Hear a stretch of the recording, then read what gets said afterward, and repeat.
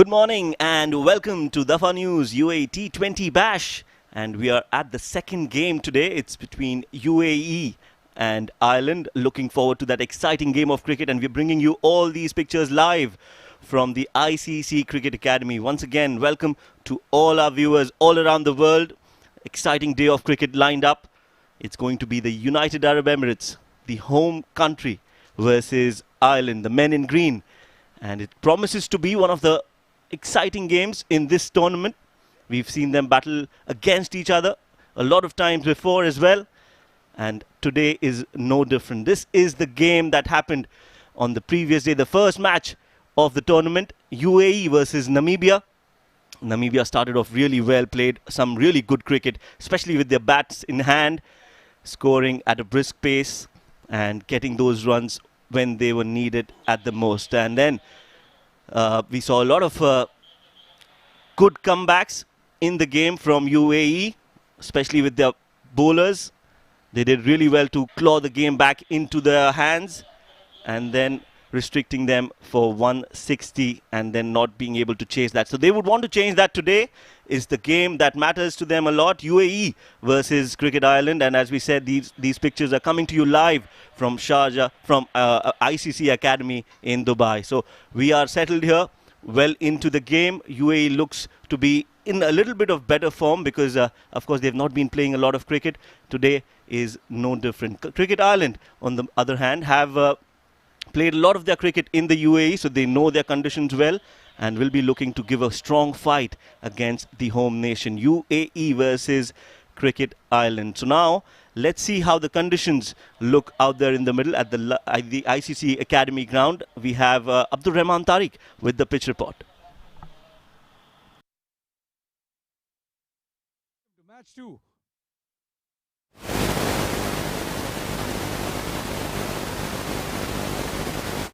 Grounds. Let's have a quick look at the wicket. Looks an absolute belter. No cracks, nothing of that sort. Dry grass on it. The conditions are absolutely magnificent for cricket. I think the captain is going to win the toss. Will again bowl first and then chase the total down once the sun hits the wicket and becomes a little bit more flatter and better to play on. Back to you guys at the comm box. Thank you, Abdul Rahman. Pitch report from him, his expert analysis on the pitch, and it looks like a good pitch to bat on, and we've seen that in the previous game as well, especially in the first innings. We also saw that Namibia were really good with the bat and they were scoring freely, and then it got a little bit difficult as the day progressed. So clearly, if you're a captain, I think you would want to bat first, and that is exactly what it is. The news coming in from the middle is that UAE have won the toss and elected to bat first. I think it's an important toss there for UAE, winning it and then deciding to bat. So how that pans out, we'll be bringing you all that right here, and we will be giving you all information that is needed. Right now, the team that looks set for UAE, it is Mohammad Wasim, Chirag Suri, Rizwan CP, Ritya Arvind, Mohammad Usman, Rohan Mustafa, Kashif Daud, Ahmed Raza, Zaur Khan, Basil Hamid and Sanchez Sharma gets a game today. He will be playing his first UAE T20 international for UAE. Meanwhile, for Ireland, Paul Sterling, Mark Adair, Andrew Balbirnie, the captain for Ireland, Garrett Delaney, George Dockrell, Neil Rock, the wicketkeeper, Curtis Camphor, Kevin O'Brien, Simranjeet Singh, also known as Simi Singh, Joshua Little and Benjamin White. That's the playing 11 for UAE and Ireland. Right now, with me in the comm box, I've got my co-commentator, my friend, it's Faizan. Faizan, welcome. Thank you so much, Oebial. It on paper looks like a great team for Ireland. The experienced Paul Sterling would make a mark, I believe, especially when they're chasing. So they need some experience up top the order, and Paul Sterling provides that strength, that depth in their batting as well. Mark Adair, Andrew Balbirnie, again, one of the most experienced campaigners for Ireland. There's Garrett Delaney, George Dockrell. We've seen Dockrell bowl in and out in the last 10 years a lot in cricket. So this looks like a very, very strong team. And let's not forget Kevin O'Brien. He provides some firework as well. You're right, absolutely. Kevin O'Brien, he's very handy with the ball, with the bat, complete all-rounder, and we know his heroics that he's done for Ireland over the years, one of their stalwarts in Ireland cricket. So that is the setup right now. The playing 11 looks a balanced Ireland side, a mix of experience and talent as well. UAE, on the other hand, have got quite a few youngsters. They've got Chirag Suri, they've got Ritya Arvind, they've got Sanchez Sharma, also a very young prospect, playing his first game today for UAE, a good fast bowler, and he has a special ability to move the ball both ways, which is very rare to see. Absolutely, and also Rohan Mustafa has played a lot of cricket, especially in the UAE. Chirag Suri has played a lot of cricket, so they have the experience and the depth as well. It's just that UAE hasn't played a lot of cricket in the recent past, and that is the reason why that there would be nerves there. And especially playing against Ireland, it's not going to be easy.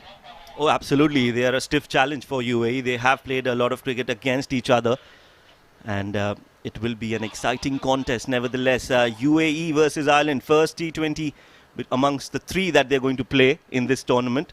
We're coming live from ICC Academy, and as you can see, the two match umpires walking out in the middle, along with the men in green, with their new jerseys, and look really bright and nice, I would say. Yeah, it is a sunny afternoon and it's reflecting in the sun as well. It's pretty hot also, 32 degrees Celsius out there. And UAE are going to bat first. So, in this hot weather, I think it's a good option to come in and bat, because there would be some moisture in the wicket overnight. And let's see how it works for them, for the UAE. Oh yes, a good toss to win, as we know UAE have won the toss and they have decided to bat first. Chirag Suri and Mohammad Wasim will be the two openers for UAE, and they will need to score at least 160, if I'm not mistaken, because that's what the score was in the first game. They should be targeting that. It became a little difficult in the second innings to bat and score runs freely, and that's what we saw when UAE came to bat in the second innings against Namibia. So Namibia have actually done well for themselves. They won the first game of the tournament, and now it's going to be UAE versus Ireland. UAE will be batting first. Absolutely. It's utmost important for UAE to make a mark here in the first 6 overs. Mohammad Wasim, we're taking a look at him. First match, scored 39 runs, 2 sixes to his name. 108, that's his strike rate. I think the strike rate needs to go up today. Sure. Oh yes, absolutely. Today it's his second game. He just played his first game against Namibia. So that was a cautious start. Again, when you're playing your first game, you're a little nervous. Today he will be looking well settled to play a better innings. Well, Chirag Suri, on the other hand, has played 14 matches, 365 runs, strike rate 113, and has played a lot of international cricket, a lot of domestic cricket as well. He's played leagues also.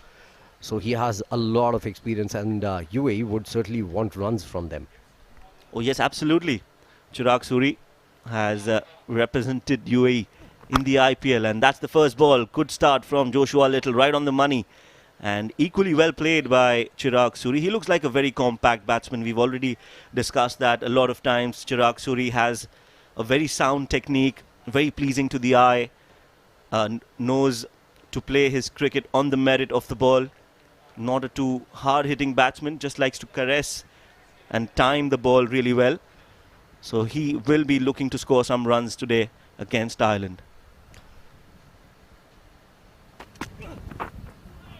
Next ball, nicely bowled, short of length, outside the off stump. And he lets it go.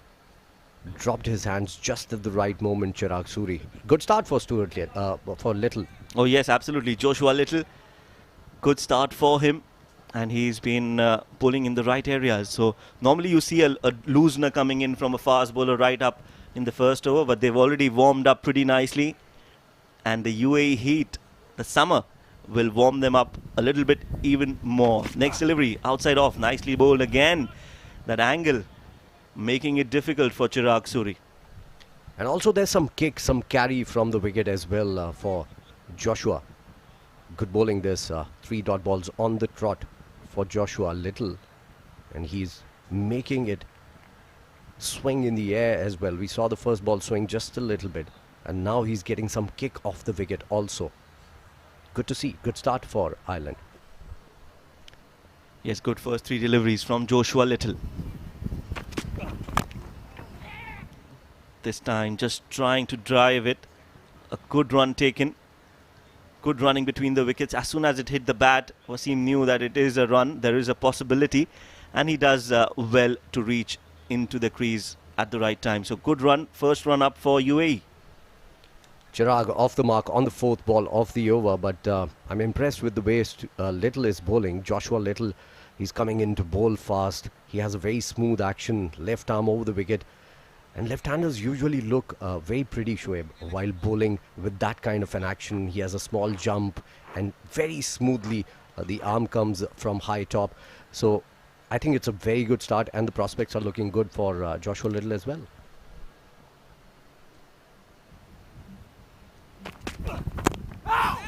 That's right. This time an appeal.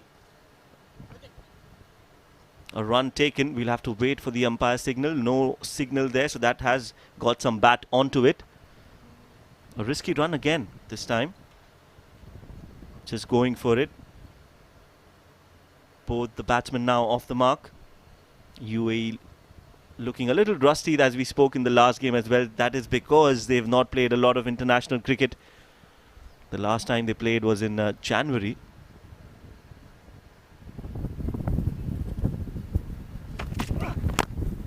Meanwhile, another good delivery. Almost on the stumps. Moving into the right-handed Chirag Suri. Lucky there, he got some bat. End of the over. The first over up, UAE are 3 without loss. Good start for Ireland and Joshua Little. 3 dot balls to start with and then 3 singles. And runs haven't come exactly from the middle of the bat as well. That is going to give confidence to Ireland and to Joshua Little as well. Wasim on 1 off 1. Chirag on 2 of 5. We'll have to see who comes and bowls from the other end. Ireland had some big names in this side. Paul Sterling plays throughout the world and he's playing this international as well for Ireland. Kevin O'Brien, again a very famous name for Ireland. UAE, Chirag Suri is the one that they would count on to actually get on and build a score. The first 6 overs are going to be important. It is coming off the wicket easily, as we saw in the first over. That means if you actually apply yourself, get bat and ball, get a feel of the ball on the bat, you can score some runs in the first 6 overs, Shoaib. Yes, that's right. No flashy shots required. Mark Adair is the new bowler. 25 matches, 42 wickets for him. A best bowling of 4 for 23. Again, a very smooth, rhythmic bowler. Nicely played there by Chirag. You're right, they need to just feel the ball, middle the ball for a few overs and then gauge the pitch and the conditions and then go for their shots. And in the meanwhile, if they get a loose delivery, just back your instincts, back your strength and go for some runs. Mark Adair.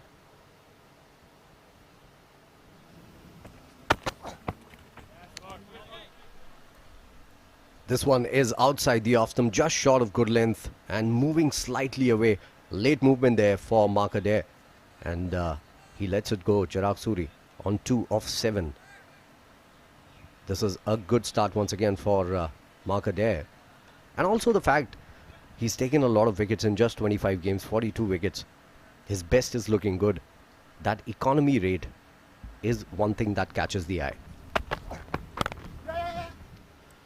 Yes, absolutely. And also the fact that he bowls in the power plays, that makes it even more special. 1 run taken there. Good running between the wickets again from UAE. So the singles are trickling in. Both these players will need some time out there in the middle. UAE, as you see on the screens, have elected to bat after winning the toss. Last match, Ahmed Raza won the toss and decided to field first. And now, today, I think he's got different plans. He wants to give his batsmen the opportunity to bat freely without any pressure and try to set a target in and then put pressure on Ireland when they come out to bat in the second innings.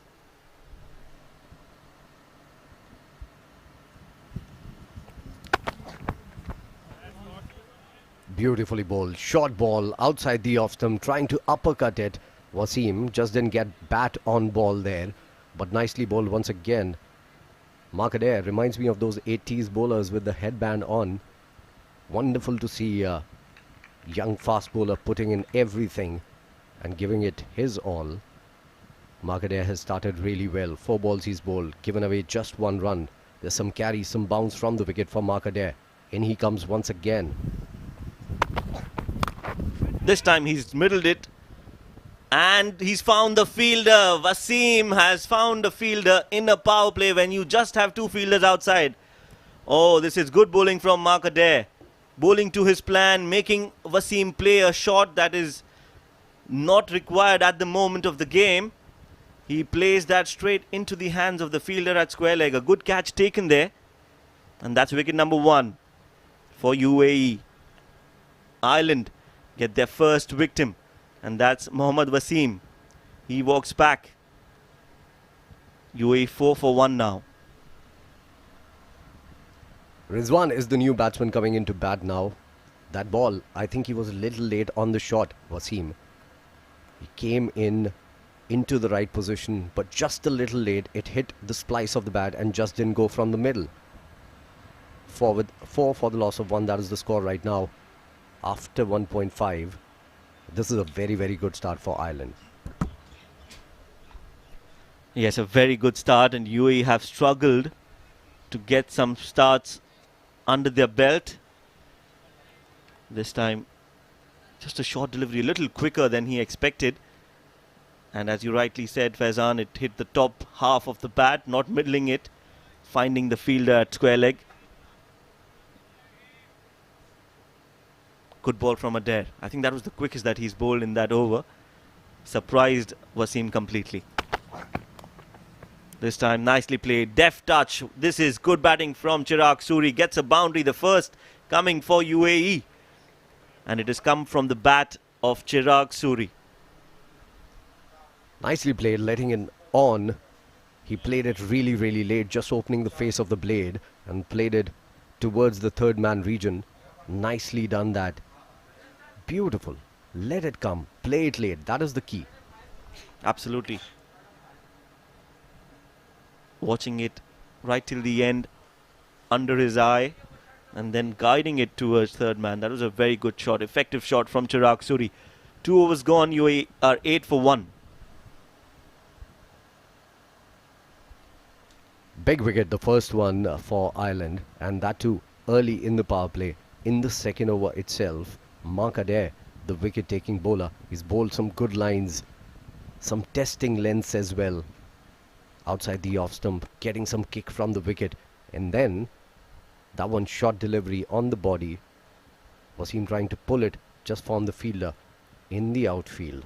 8 for the loss of 1 after 2 overs. UAE are batting first after winning the toss in this first T20 International live from ICC Academy ground in Dubai. The weather is pretty hot already. It's around 33 degrees Celsius and it's going to build up even more, Shoaib. Yes, it is going to get hotter.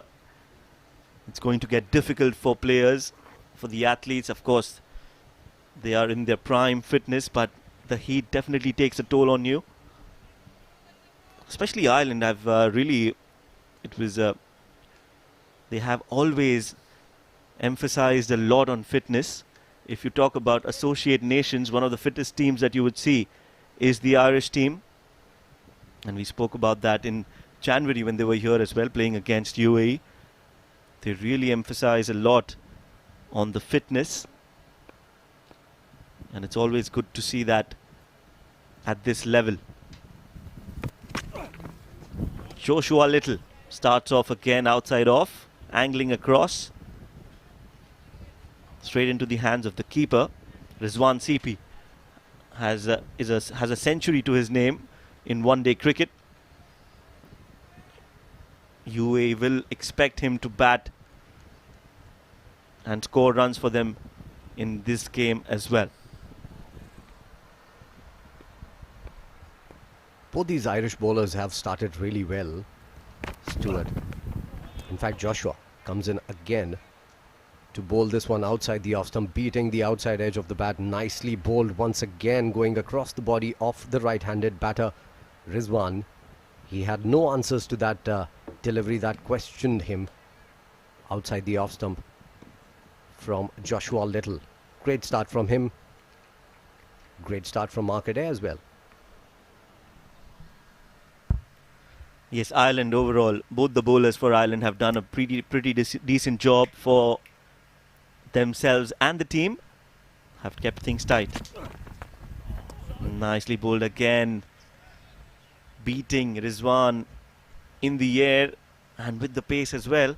So when the ball is moving and when you're bowling at that pace of Joshua Little, it's always going to be very challenging. There you see Rizwan shadow practicing what he needs to do, holding the bat on his shoulders.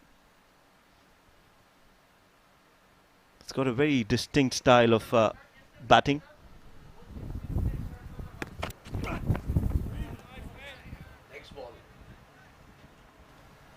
Next ball once again, moving away from the batter there.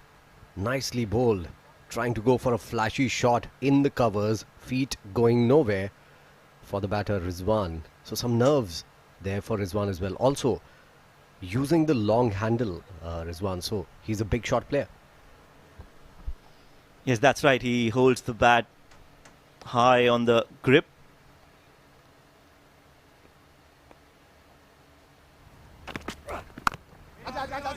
This time just a shot towards the third man. One hand off the bat. Will get a single and will get off the mark. Rizwan, just one run in this over. Joshua has been absolutely brilliant with the ball in his hand. Has kept it really tight. Not allowing Rizwan to go for a big shot. Not allowing him to free his arms at all. And that angle from the left-handed bowler always makes it a little more difficult.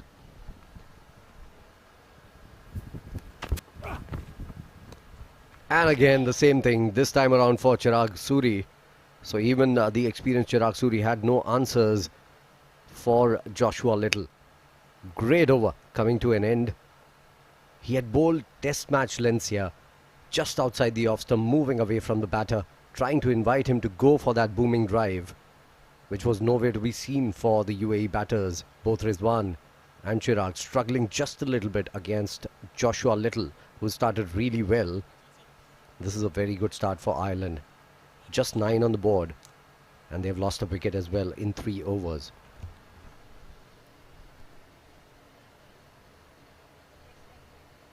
Yes, a good start for Ireland, not so good for UAE. Mohammad Wasim, the first victim for Ireland. They've got his wicket, just scoring 1 of 3. Chirag Suri and Rizwan CP are out there in the middle. Ritya Arvind, Mohammad Usman, Rohan Mustafa, Kashif Daud, Basil Hamid, they all can bat. So there is a lot of batting left in the UAE, of course, but they need someone to step up and get those runs for UAE. Meanwhile, there's a bowling change. It is Simranjeet Singh, also known as Simi Singh, who has been brought into the attack.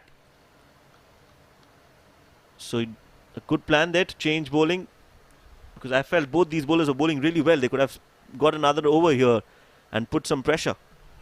I totally agree. I think Mark Adair should have gotten another over. He was always looking like taking a wicket. But this might just be a good change as well. The off-spinner coming into bowl. First ball, nicely bowled, flighted into the stumps as well. Played towards the short fine leg. Not a convincing shot once again from the batter there.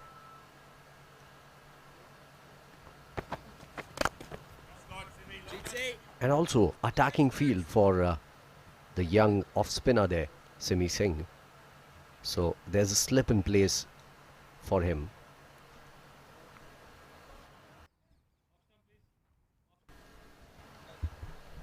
Yes, a good field placement. They've got the long on fielder outside on the boundary ropes. And then there's a mid-wicket. So defensive. 2 fielders on the onside. Nicely done there from our cameraman, showing us the field. So the long on and mid-wicket fielders are outside the circle, This is a beautiful shot. Excellently done. Has he timed it perfectly? Has it gone all the way? No, it's gone for a 4, but he wouldn't mind that. Chirag Suri, so elegant to the eye. Good use of the feet there from Chirag Suri. Nicely played. Dancing down to the wicket. And with a high elbow as well. One bounce into the longer fence. Nicely done that. Against the spin also. That makes it an even better looking shot. Chirag on 11 of 11 now. UAE 14 for the loss of 1 after 3.3 as Simi Singh continues.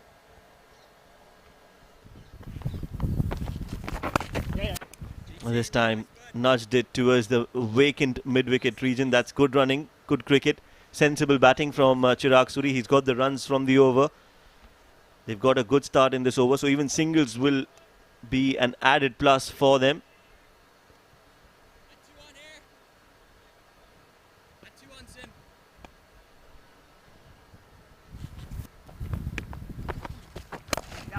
Another ball right on the money this time around from Simi Singh once again. This was the 5th ball of the over. And he's running through the over pretty quickly here. Simi Singh nicely bowled. Rizwan playing it towards the mid-on region. No run taken. And this time around, it's a miss-stumping from the keeper there for Ireland. This one was beautifully bowled. This was the arm ball. Didn't turn at all. And Rizwan started to come down to the wicket and realized that this was going away. Wanted to change his shot, just couldn't do anything about it. And eventually this one reaches the boundary for, I believe, 4 byes. Oh yes, that's a chance gone begging. Came down, missed by the keeper. Neil Rock was the keeper for Ireland. That would have been another wicket. Just a hint of Saqlain Mushtaq there from the bowler Simi Singh. The stutter that he did on the crease, and then the dusra coming in as well. So good bowling from Sunny Singh first up. This was the last ball of the over, and it was very nicely bowled. Well, that's right, he has a very similar bowling action to the Pakistani great Saqlain Mushtaq. He's had his best figures against UAE in ODI cricket. There you see, missed by Neil. And the ball going all the way towards the fence for 4. UAE won't mind that. As long as the runs are coming, they're all set. They're all happy. They don't mind whether they're coming in from byes or from the bat. Meanwhile, another good looking shot coming down the track. And just clearing the infield. Won't go all the way, but will get a couple of runs for sure. Adair gets a change of ends. And on the very first delivery, he's given away 2 runs. 21 for 1. They should try and capitalize the remaining 2 overs of the power play. Absolutely, and that is possibly what Chirag is doing there. 14 of 13 now, trying to go for the big shots. This was nicely bowled, but up and over the infield. And once again, coming in this time around, tucked around the corner towards mid-wicket, and a single taken. So good batting this from Chirag. He hits a big shot and then rotates the strike. Gets the blood flowing in his legs as well, and also makes the bowler think what to bowl to the new batter. That's right. Every bowler who's bowling and who's conceded a boundary, and when he gives a single on the next ball, it definitely dents his confidence. Nobody likes that. So that is the right thing to do. Get a boundary in and then rotate strike. And that is what Chirag Suri is doing. He's on 15 of 14 now. This time flicked nicely. Won't go all the way again because they've got some protection in the deep. Good throw, but safe. Both these UAE players will get a couple. That might have been dangerous though, Shoaib. Just a shuffle in front of the wickets and trying to play towards square leg for a couple of runs there. Nicely done though eventually by the batter Rizwan. But this could have been dangerous. Had he missed it, he was gone for sure. That's right. Yes, he was found right in front of the stumps. That shuffle, always very dangerous. We saw a lot of batsmen getting out like that. That's the batting team, the UAE T20 career. You see, not a lot of experience. There are a few, Mohammad Usman, Rohan Mustafa and Ahmed Raza, the captain. They have been playing for a long time. They are the experienced campaigners of UAE cricket, bearing the flag over the years. But a lot of young talent coming in, and that is something really, really promising for UAE cricket. A single taken there.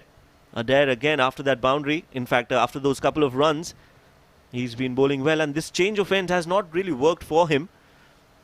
The other end, he was looking a little more lethal. Here it's been a little more easier for the batsman to face. So there is some difference from when you're bowling from the other two ends. So you need to make sure you use your right bowlers from the right ends. Absolutely spot on. I don't understand the need of actually him coming from the other end. In comes Adair once again. A slower, low full toss. Played nicely once again, Rizwan. This time it was Chirag, in fact, who shuffled just a little bit in front of the stumps and flicked it around the corner. Nicely played eventually, getting a single there. 26 for the loss of 1 after 4.5. Rizwan on 9 of 11. Chirag looking good, 16 of 15. Yes, that's right. Some runs coming in this over, and in fact in the previous over as well. So slowly building a partnership here, UAE, Rizwan and Chirag. This one nicely played again on the front foot. He likes to play a lot in that area, the point region. 1 run added to the total. 5 overs gone, 26 for 1. There's going to be a change in the voices in the comm box. It's going to be Ahmed Khwaja with Abdul Rahman Tariq.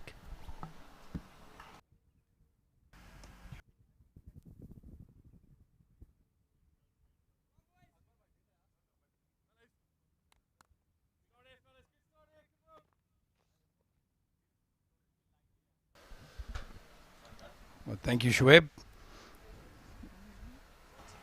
Good to have my partner in crime, Ahmed Khwaja, right next to me. UAE, 26 for 1 in the 5 overs. And again, Ahmed, very slow start in the power play. Thank you very much, Abdurrahman. Good morning, everyone, and good morning to you especially. 26 for 1 after 5 overs, the UAE, after electing to bat first.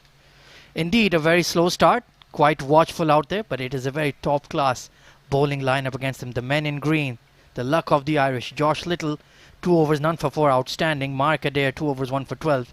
So the new ball bowlers for Team Ireland been excellent. Simranjeet Singh, aka Simi Singh, gone for a few runs though, 1 over, none for 10. So perhaps the counter-attack is going to be on in the final over of the batting power play. Well, we again have a bowling change, but yes, Simi Singh bowling in the power play. Just a little experiment from the captain. We have new bowler come in, and the medium paces, the fast bowlers of Ireland just look a completely different breed. Absolutely, they're getting the ball to nip around, and the extra pace getting them that extra bounce as well off a length. So the UAE have not had their way of it. Chirag Suri has had to grind out there. Mohammad Wasim unfortunately picking out the lone fielder on the leg side. Very, very unlucky to be dismissed. This time down the ground, Chirag Suri has launched this, but the cover fielder tailing back and takes a very, very smart catch. Excellently done. Well, again, brilliant from Ireland, fast bowlers. And again, not so good from the UAE openers. 2 wickets lost in the power play, very similar to the last game. Have a look at that replay again. That ball was not there for the drive. Chirag Suri tries, goes over the long off fielder, but in the end, just skies it to cover. So UAE again in a lot of trouble now. 2 wickets lost in the power play. 26 for 2 in 5.2 overs. Curtis Camphor coming into his first over and immediately getting a wicket. Chirag Suri will be disappointed with that shot selection. Perhaps the shot was on mid-off, mid-on in the circle, but the execution really matters at this level as well.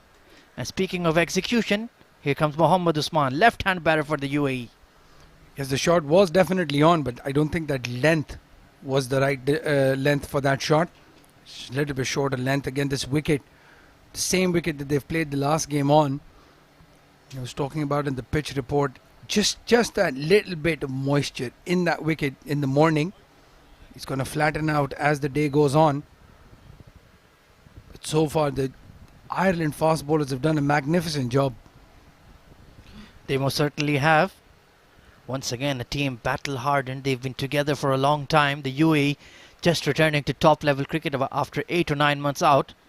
The season has just begun here. We've had the D50 tournament just about a month ago. Very well executed tournament there. The surprise winners being Emirates Blues. And this was that catch. Very, very well judged. And nicely executed. Falling backwards is never easy, but he did it really well. Yeah, it's not easy to judge these skiers. And there is a little bit of a breeze blowing across the ground. So it would have been taking the ball away from Dockrell. He's done really well to grab a hold of that. Going to be Rizwan CP on strike. Nicely, solidly off the front foot. So both the batters are very new to the crease. So once again, that rebuild is on for the UAE. Well, I mean, the good thing is they've not changed the formula, but we were talking about this, that Vritya Arvind in the power play, especially with the fielders in the circle, the ramp and the scoop shots that he plays, just a different dimension when opening the batting. Maybe UAE has missed a trick. This time, big appeal. My goodness, I think there was a bit of an inside edge there. So Camphor pulled out of the appeal. But an expansive shot from Rizwan CP. That's not really his style in T20 cricket. Very, very close. He's a very compact batsman, and again, I think that inside edge has saved him. Otherwise, that looked very straight. As you said, Ahmed, the bowler just pulled out of his appeal. I think he realized very quickly that he got some wood on it. Standing well outside his crease. That's a good option against a bowler who's swinging the ball. In the air this time. And he's executed a crazy cotton bolt. Curtis Camphor, absolutely stunning. Well, UAE is in a lot of trouble now. The last over of the power play, they were hoping to bank on this and get some runs. Unfortunately, have lost 2 wickets and not scored a single run in this over. Let's have a look at that again. Brilliant cotton bolt. Never easy for a medium pacer. They're going through that follow through. But Curtis Camphor brought in for the last over of the power play, and he's taken 2 wickets. Rizwan CP 9 of 15 deliveries, and that one lucky boundary. UAE in a lot of trouble now. Absolutely, the game has completely flipped. It looked like the UAE were going to take their time, bat out the opening 6 overs relatively safely, but then that double wicket strike by Curtis Camphor has really put them on the back foot now. 26 for 3. We're still in the batting power play, so they've certainly not capitalized on that. But this man on screen has been outstanding. Fantastic catch. Brilliant reactions.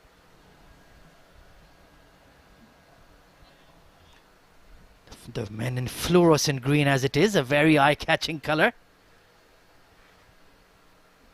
Probably helps in these conditions to wear some reflective coloring. Even the slightest advantage can be very, very important at this level, Abdurrahman. Yes, I actually have one of these shirts, the Ireland green. Absolutely magnificent. Well, Basil Hamid comes into bat now. 5 matches, 57 runs. He's got a very good strike rate. He's just broken his way into the UAE batting lineup. Again, there's a lot of talent even on the bench. It's a big deal for him to get into that batting lineup and into the team. He has a big work ahead of him now. Him and Osman need to do the rebuilding for the next 5-6 overs. Double wicket maiden there for Curtis Camphor then. Outstanding. 6 overs gone. UAE at 26 for 3.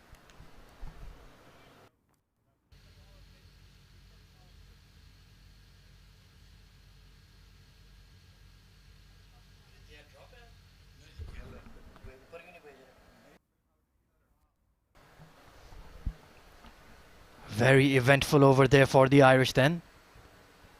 And of course, these are our broadcast and streaming partners. You can watch us on Sony 6 in the subcontinent, Crick Life in the UAE, Free Sport in the UK, and of course you can always stream this live on YouTube, on Sony Live and Switch TV. So there's global coverage of this UAE Summer T20 Bash brought to you by Dafa News, powered by Sport Gully. So a lot of eyeballs on these games of the Rahman. A lot of people intently watching these sides who are getting ready to play in round 1 of the ICC World T20 starting in a few weeks. Yes, well, you have a look at those broadcasters list. That's a lot of coverage, millions of people watching. And this is where the teams like UAE, Namibia and Ireland have a great opportunity to show they belong on the big stage. Ireland is actually a test playing nation as well. So UAE have their work cut out. Simranjit Singh to continue. Slip in place, nicely punched down the ground by Mohammad Usman to get off the mark. That will give him a lot of confidence. Yes, well, the senior batsmen, the senior statesmen, we were having a look at the number of matches played by the UAE players and their batting averages.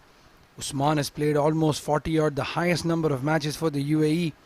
Him and Rohan Mustafa are the backbone of that batting lineup. There's a lot of work ahead for these two. But having won the toss and batted first, Ahmed, 27 for 3 in the power play, they must be highly disappointed, the UAE. You're spot on, Abdur Rahman. They would have liked a much more brisk start and a lot fewer wickets lost. But this man, he's been on outstanding form in recent days for the Irish. Worked away straight back to the bowler though. So Basil Hamid, we know he's a bit watchful at the start, but when he gets going, he's a very eye-catching batter to watch. Lovely technique. Yes, and this is actually very good captaincy as well. This time, big slog sweep across the line. And that is going to go all the way for half a dozen. That's more like it from UAE. Well, the off spinner is going for a few. That was a very good looking shot by Basil Hamid. Going over the mid-wicket fielder. There was a fielder stationed there, but he's chanced his arm and gone for a huge hit. These boundaries are not small at the ICC. Have a look at that. Goes straight into the gym right behind us. Oh, Sim, really nice. Absolutely, they'd be needing to wear some hard hats in there when they're getting their workouts in. Fantastic hit, a massive hit from Basil Hamid. Absolutely nailed it. That's more like it. Well, Basil against Namibia as well. He started off really well. He's playing his shots. He's very confident. Taking that confidence from the domestic circuit. This time nicely punched down the ground. So he's gotten into flow quite quickly. And what I like the best about his shot was the batting plans were very good. There's a right-hand batter, there's a right-arm off spinner, so you can take a chance. These matchups are also important at T20I level. Yes, and I think that's where the question is around the captaincy of the Ireland setup. I mean, they still have Rohan Mustafa as a left-hander to come, so why bowl Simi Singh so early?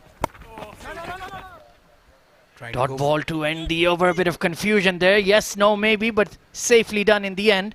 7 overs gone. The UAE are 34 for 3.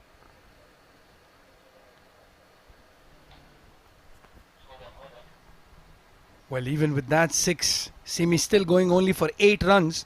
I think that's what they have lacked, the UAE as a batting lineup. They had a little bit of trouble when they were playing against Namibia as well. So if we look at that, still a lot of batting to come. Rohan Mustafa, Vritya Arvind, Kashif Dawood we see can hit the ball hard as well. Sanchez Sharma is actually in very good batting form. Ahmed Razak and Tonk a few as well. So there's a lot of batting to come. I think their top order is just failing them a little bit, and that's where they're struggling.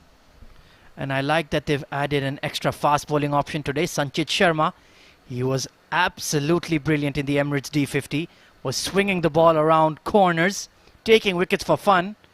His sequence against Sharjah's all-rounder Umair Ali Khan is a treat to watch.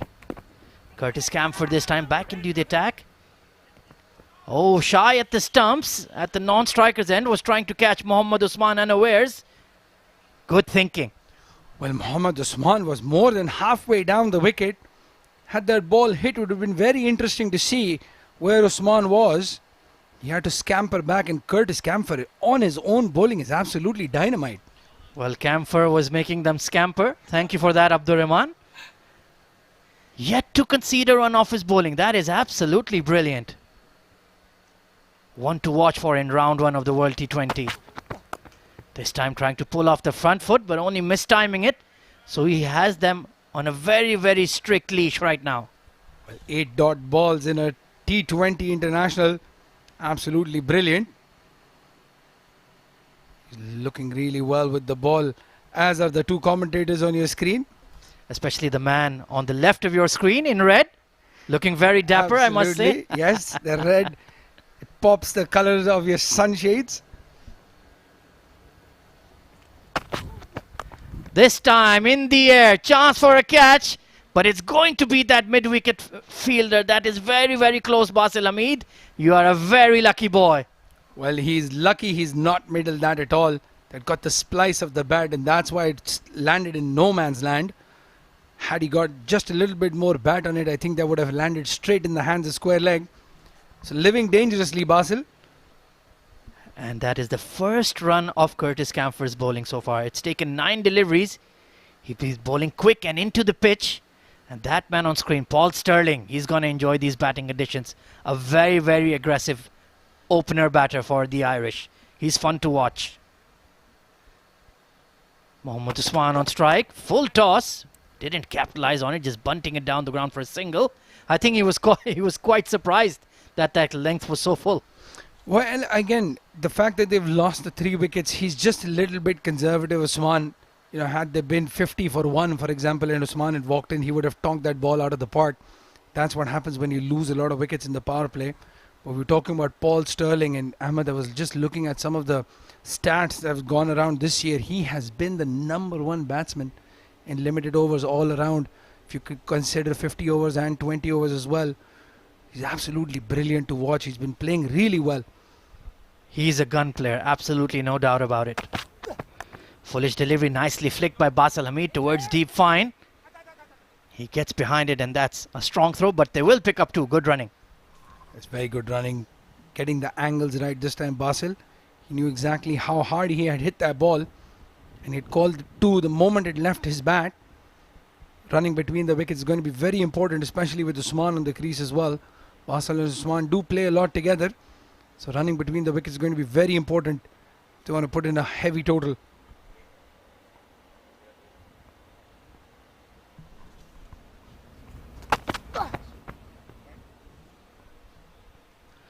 Wide given there.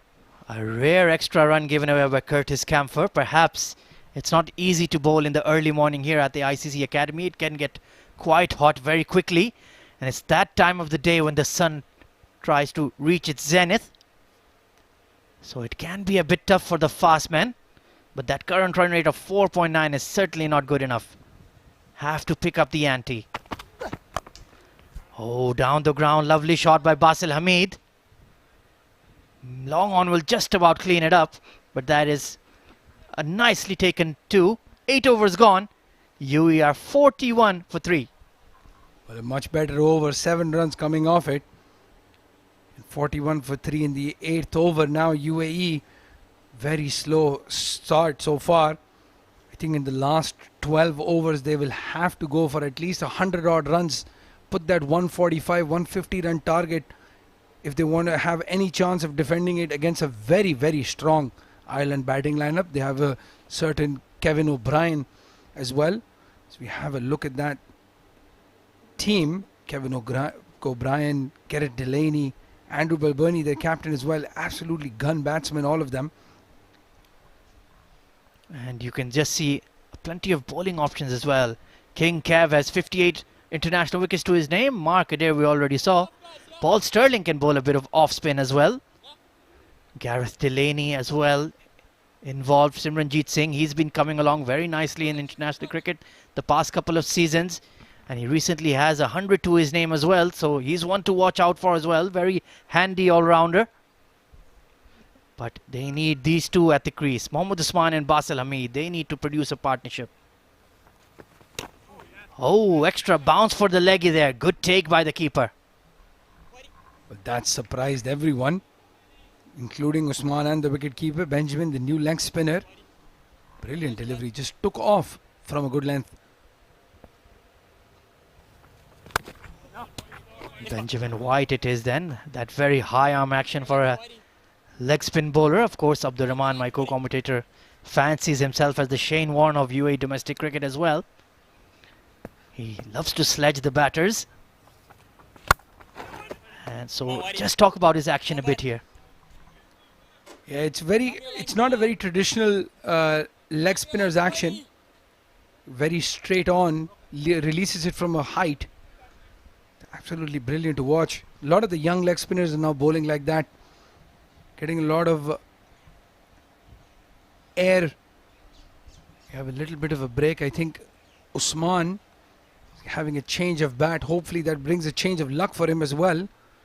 6 deliveries faced, just a 2-run scored. Indeed, he wasn't quite timing the ball well in the first game as well. So that change of willow should certainly produce something. He's cracked a brilliant 100 in the Emirates D50 we talked about earlier. Very, very fine player. Can hit all over the park. Really good over extra and through cow corner. I would have liked to see a slip in place for Ben White. This time hard cut away towards the gap. But the cover sweeper does extremely well. That's top fielding. Well, it's very interesting that George Dockrell hasn't come into bowl.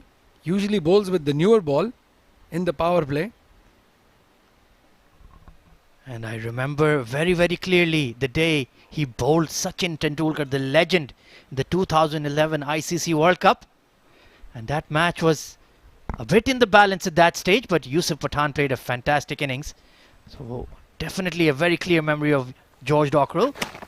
Oh, this time extra bounce. How is that missed the stumps? That's missed everything. His bat, the stumps. Brilliant delivery there by Benjamin White. This time the bounce goes against him. Had they stayed a little bit low, that would have taken the stumps. This time another hard sweep across the line, but there's a deep mid-wicket in place. That's not that usual for a leg break bowler, but good thinking captaincy from Balbirnie. 9 overs gone. UAE are 43 for 3.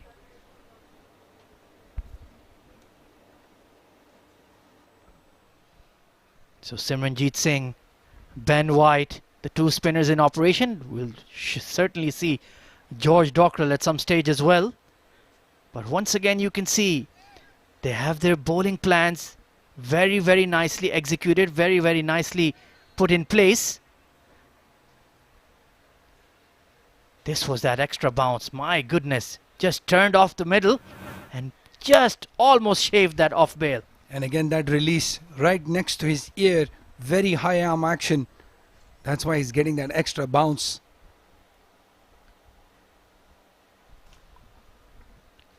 Curtis Camphor to continue. Oh, nicely glided to third man. That ball was ducking into him, but he adjusted very nicely. There would have certainly been a big shout if that had hit his pad first. But that's where you can see Basil Hamid. Technically very, very sound. Yes, he's again very similar to Rizwan. Very compact in his technique. Loves to play behind the wicket. That dab down to third man. He plays some exquisite straight drives as well. Against Namibia, he started off really well playing straight down the ground. But again, that pressure, those wickets that they've lost in the power play, just adding to that pressure for the UAE batting lineup. Indeed, back-to-back wickets fell to this man who's bowling right now in his first over. So they have had to rebuild a bit. Oh, that's another slower full toss, just bunted down the ground. Mohammad Usman is just getting the bottom half of the bat, not looking fluent at all. But he is that kind of player, he can just flip a switch and get going. Yes, and they have a very clear plan against him. If you have a look at the field when Usman comes into bat, all the fielders on the leg side are on the boundary. So they clearly have a plan. They want him to play across the line. And he's not timing them that well at the moment, Usman.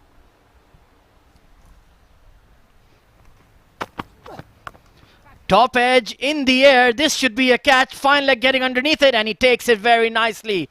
So Basil Hamid playing one shot too many and has had to pay the ultimate price, 45 for 4. And again, you have to say very good captaincy, continuing with Curtis, even though he'd gone for 7 runs in that last over that he bowled. But this time, Basil Hamid going across the line, a simple catch taken at short fine leg. So Ireland is all over UAE at the moment. 45 for 4 in 9.3 overs. So Curtis Camphor, a 3 for 2 his name. Just like Jan Freiling, it's the medium pacers doing the damage against the UAE. The men in fluorescent green looking a very, very well-drilled unit. And you can see that a bit of match rustiness is creeping in for the UAE. But sides like Namibia, sides like Ireland, who have been on the path to the World T20, are looking very, very solid, looking very sharp. Yes, and UAE have to take these opportunities, Ahmed. This is the time where you show, where you want to prove that you belong at this stage. Their performance against Namibia, they just fell a little short. I think that power play that they played against Namibia was where they lost that game, eventually just falling 14 runs short. I think that's where the think tank needs to sit down and understand, what is their best batting lineup, who do they bat where. I still feel that opening with Vritya and bringing Chirag Suri at 1 down would probably be the best, because you've got your 3 dynamic batsmen at 1, 2 and 3. Absolutely, there's not a difference of skills, but just a difference of experience. The UAE lads are right up there with the Irish and the Blue Eagles of Namibia. It's just about executing in the middle. That has been the difference so far. But this man, Mohammad Usman, he holds the key here. If he can get going, if he can drag them to about 140, 150. Oh, trying to slash that ball that was coming in. That's a poor shot. And very lucky not to chop it onto the stumps. Well, if UAE get to 145, 150, that means they'd be scoring at about 10 runs and over from now. I can tell you for a fact at this stage, they'll bite your arm off for 150 runs, Ahmed. But when you have a look at Vritya when he comes into bat, you'll see what I'm saying. He's a little bit unorthodox, and that's what you need when you're in the power play. This time, read the short delivery, dragged it away towards mid-wicket. And that is going to run away for 4. That's a top shot from Mohammad Usman. Finally, he gets one. That change of bat, hopefully, is going to bring him a little bit of change in fortunes. Usman, 8 of 10. That was a good shot. Short mid-wicket was in the circle. So all he had to do was get over his head and he was going to get 4. The ground here is absolutely magnificent. Lightning outfield here at the ICC. Good hard pull there. This time nicely glided towards the cover sweeper. And it's a single, bringing up the 50 for the UAE at the halfway stage. There's going to be a change in the comm box. It's going to be Shoaib Ahmed and Faizan Khan.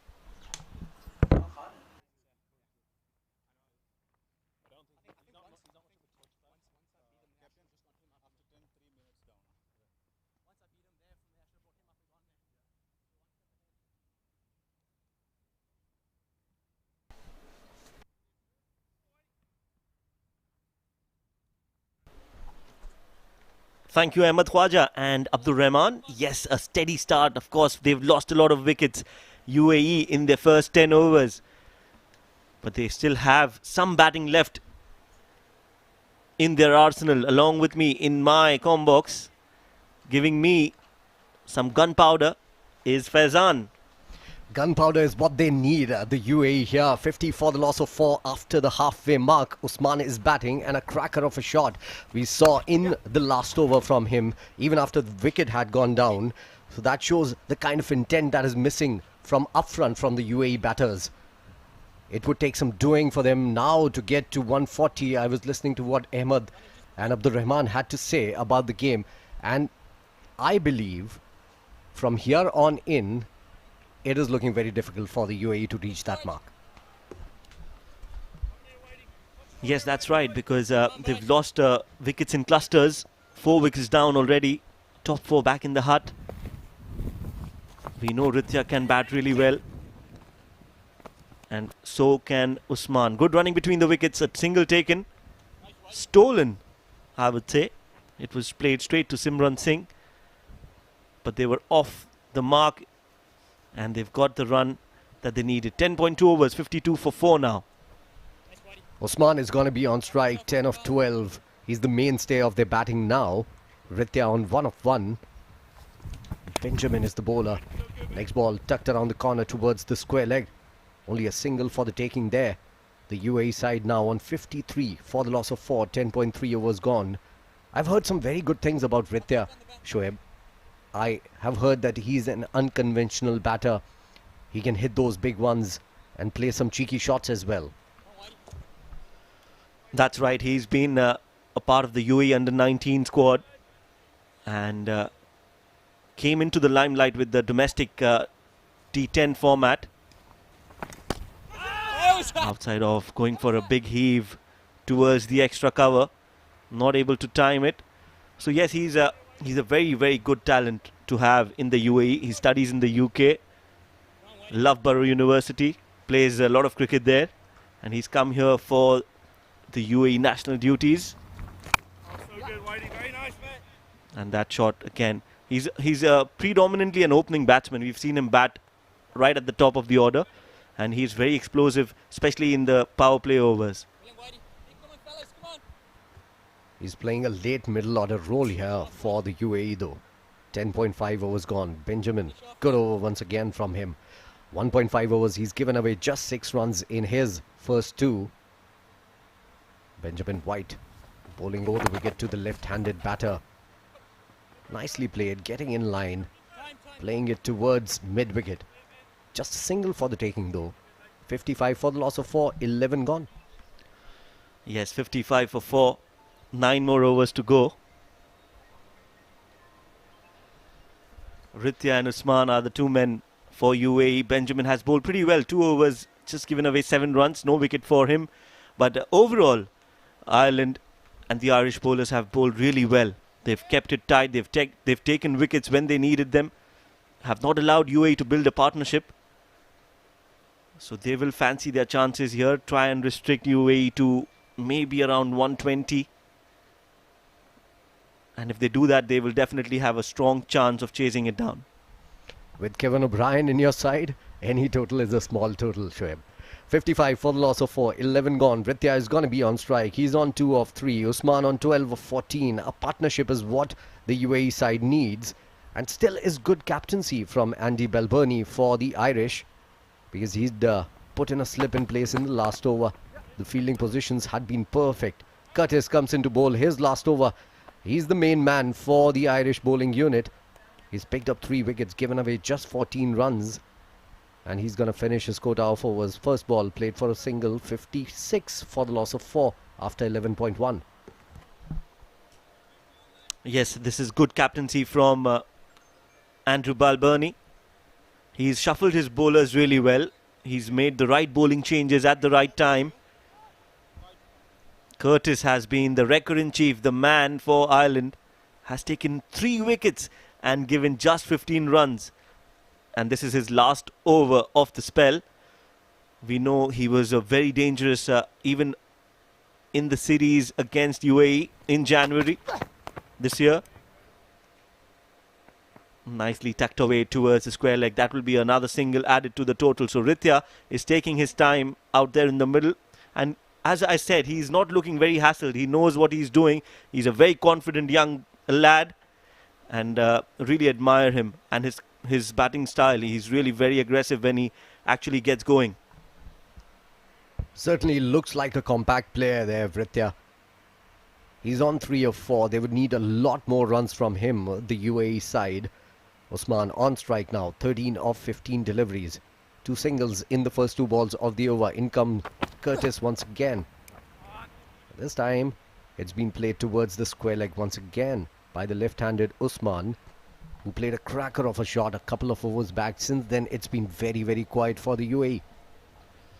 Yes, UAE have right now, out there in the middle, the most experienced batsman with the most talented batsman. So that's the combination right now. And this is the best that you can have for UAE. It is important that they actually play well and build a partnership here. I have a question for you, Shoaib. Who would you rather have in your team, experience or talent? Well, a very tough question. You cannot choose one.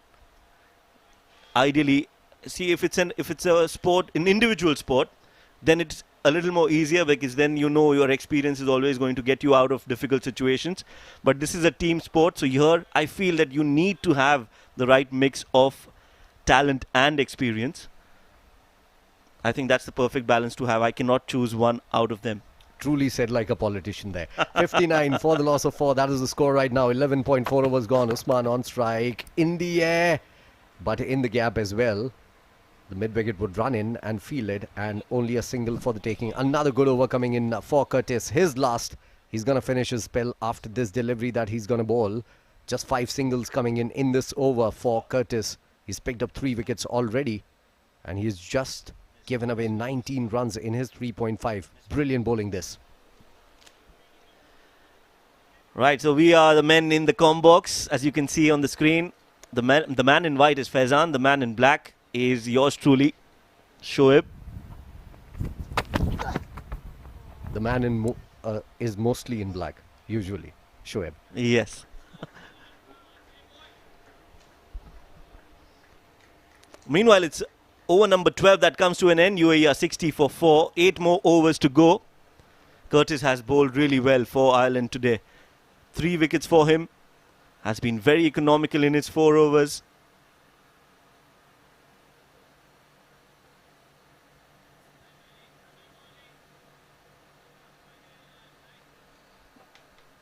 Ritya is on 4 of 6. Usman on 15 of 17.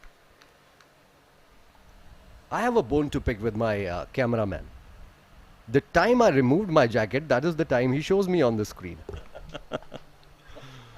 Yeah, we'll have to take that up with the highest authority. That is a grave sin, a crime that has been done here.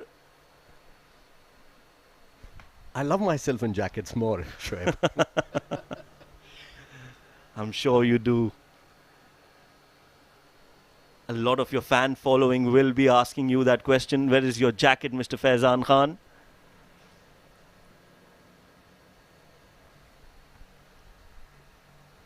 UAE 60 for the loss of 4 after 12 overs. Usman batting well on 15 of 17. Score predictor says 115 on the board. Not going to be enough. Anything below 130 is not going to be enough for the UAE. What do you think, Shoaib? Oh, yes. That's right. 130 is definitely needed against a strong side like Ireland. Little, meanwhile, has been brought into the attack. Joshua Little. Also, there are no demons in this wicket. So the ball is not doing much. It's not turning much. It's not kicking off the wicket much. There's no seam movement that we've seen. There was a little bit of swing in the first 2 overs, but even that is gone now. So UAE has to capitalize on that lack of movement from the wicket. Yes, it's on the pad this time, but you're right. There is no assistance for the bowlers from the wicket, and that is why the credit goes even more to Ireland bowlers, because they've managed to bowl at the right lengths, making it difficult for UAE players. No loose deliveries on offer, very few in fact, and that has made it difficult for UAE batters to score freely. So credit goes to Ireland. They've gauged the conditions well, and according to the conditions, they've adapted their line and lengths. Professional is the word for the Irish here. Ugly. The next ball, it's been played well towards backward point, and this is cut off at the boundary. Good bit of fielding there. That is certainly going to be a couple of runs for the UAE. Usman on strike, the man there. The main man now for the UAE batting lineup. He's on 17 of 19. Ritya on 4 of 6. Joshua Little had bowled really well in the first 2 overs that he had bowled, swinging the ball, getting the kick off the wicket as well in the first 2 overs. Brilliant stuff coming in from him. Yes, absolutely. This one again on the pads. Not timing it too well, Usman. He's taken his time out there in the middle. He needs to capitalize on that, make sure that he gets to a decent total and gets UAE to a decent total as well. Ritya is on 4 of 6. Joshua Little not getting that movement that he is expecting in the air, and that's why straying down the leg side a couple of times, especially against the left-handed Usman. Ritya is the man. As you can see, the umpires on screen, Akbar Ali and Shiju Sam. This is Shiju Sam on your screens, and this is Mr. Akbar Ali. The 2 umpires today. Again, a thankless job. The umpires doing and working and toiling really hard in the sun, just as much as the players. And it becomes difficult to focus in that heat. You need to have a lot of attention, a lot of game awareness, a lot of things happening for the umpires at the same time. So they need to inspect and keep an eye on a lot of things. So multitasking is the key for these umpires. Absolutely brilliant job coming in from the umpires in this heat, especially in this T20 International that is happening at the Dubai ICC Academy ground. The next ball, and this one's going to be called by the umpire. So the umpire comes in and plays his role there. Yes, just straying in his line and length, little, just straying a little, and going down the leg side.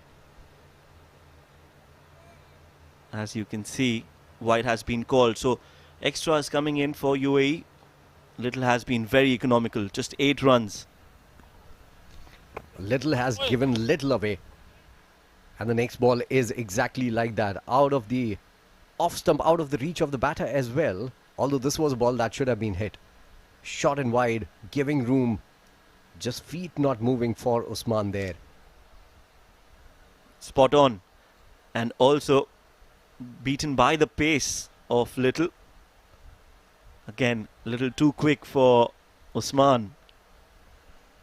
Joshua has been absolutely on the money.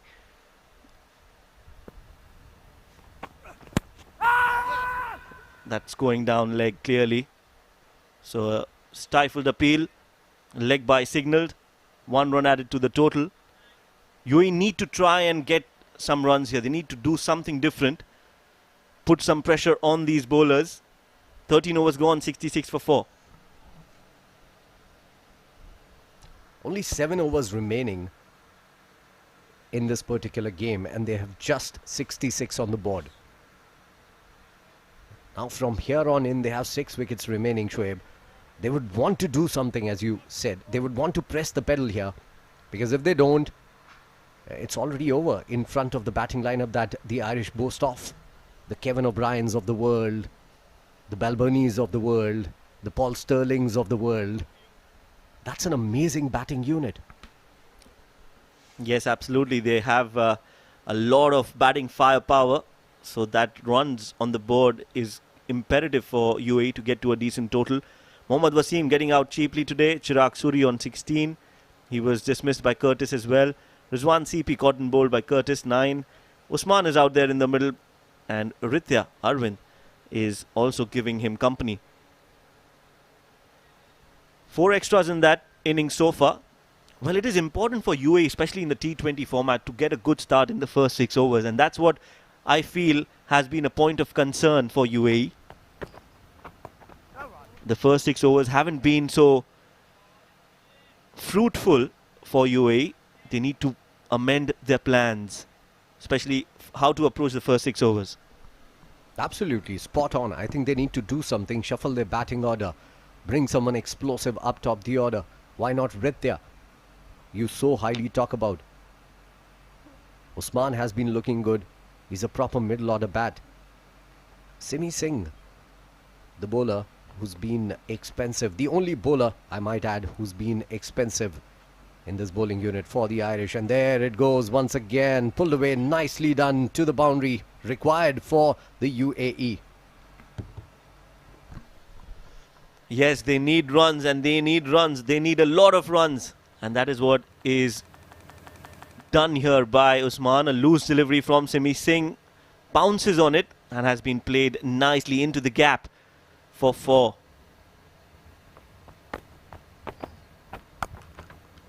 On the back foot again. Plays it towards the long on. Nicely done there. Another run added to the total. 71 for 4 now. Good work on this delivery from Simi Singh. Bowled it just a little bit flatter, just a little bit faster. Although he has gone for runs, there was one particular delivery where he should have picked up a wicket. And Neil Rock missed the stumping there. That would have been the 2nd wicket for the UAE. Not today, not to be. Singh continues. This one is tucked around the corner. They are running hard. They are running the first one hard. There's not a chance for a 2 there. So only a single added to the total here. 13.4 gone, 72 for the loss of 4. That is the score right now.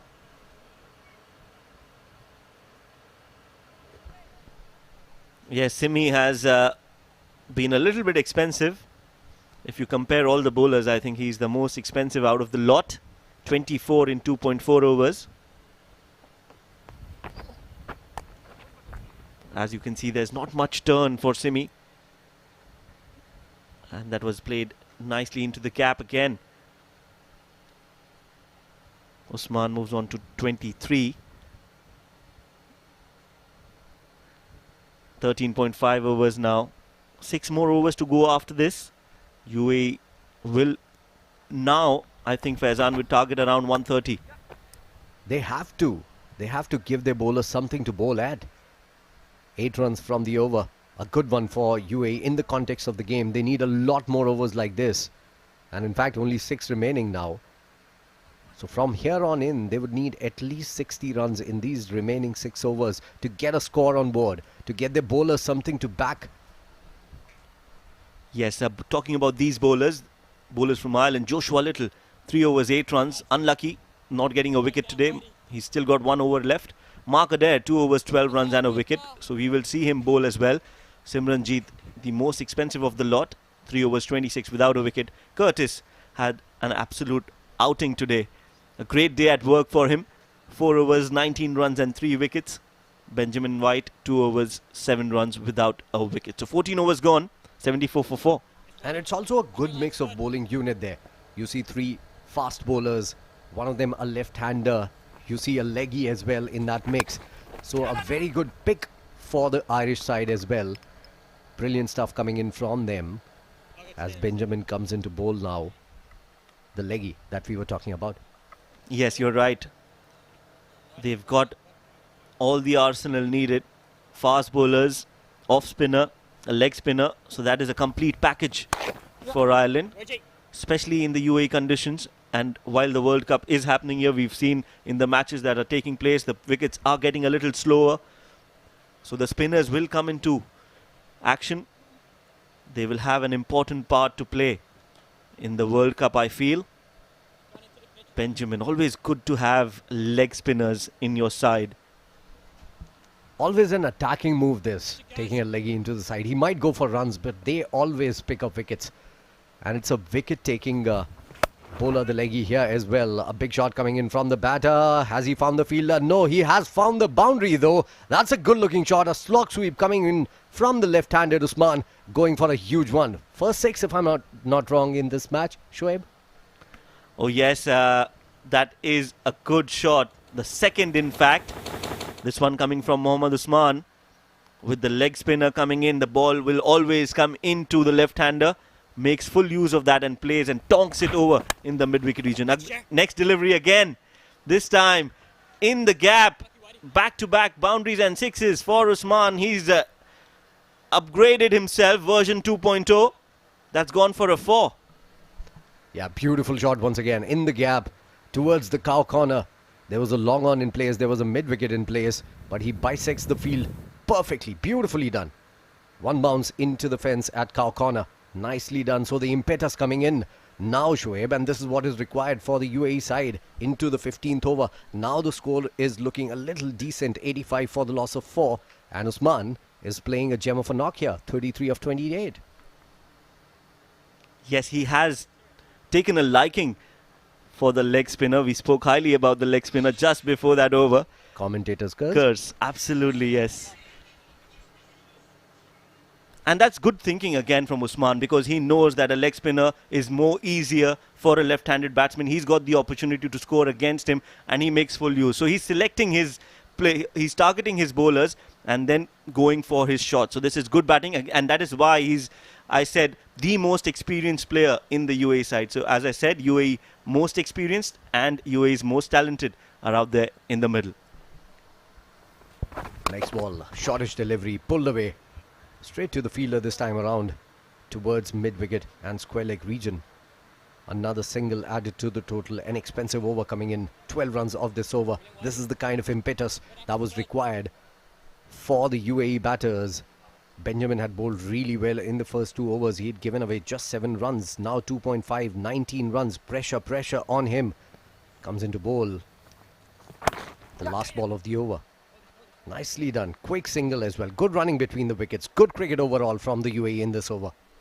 That's right, 15 overs gone. A lot of runs coming in that over. The best for UAE so far.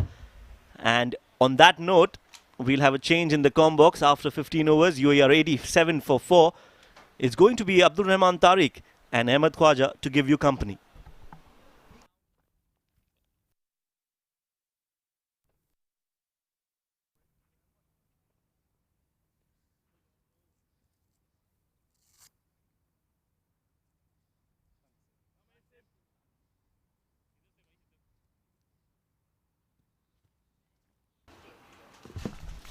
Thank you very much, Shoaib. 87 for 4, 5 overs remaining.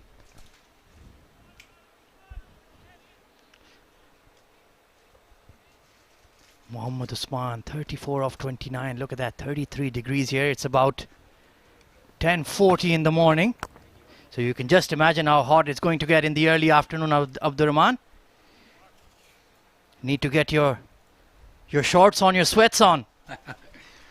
Well, that's one of the reasons why I was saying if you win the toss, you field first. You don't want to be bowling when it's 11:30, 12 o'clock in the afternoon. Simi Singh. I think they've targeted Simi Singh when he's come into bowl. They've gone for the big shots. He's not taken a wicket so far. Gone for 27 in 3.1 overs. That man Usman getting 12 in that last over against Benjamin. With 5 overs to go. Going to expect some fireworks. Backs away and tries to heave it away on the leg side, but Simranjeet Singh read his intent very, very well, fired it in, and a dot ball once more. So this is a good battle going on here between Simi Singh and Mohammad Usman. Yes, and UAE has to target that 140 mark at least.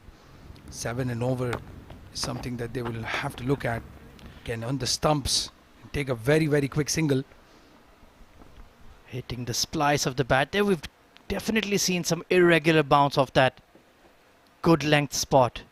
So that is one area that the UAE will look to target. They also have a tall left arm spinner of their own in the captain Ahmed Raza. Floated delivery and Vritti Arvind getting that ball stuck between his feet. Well, they were going for the appeal for a cotton bold. The umpire rightly just telling him to get on with it.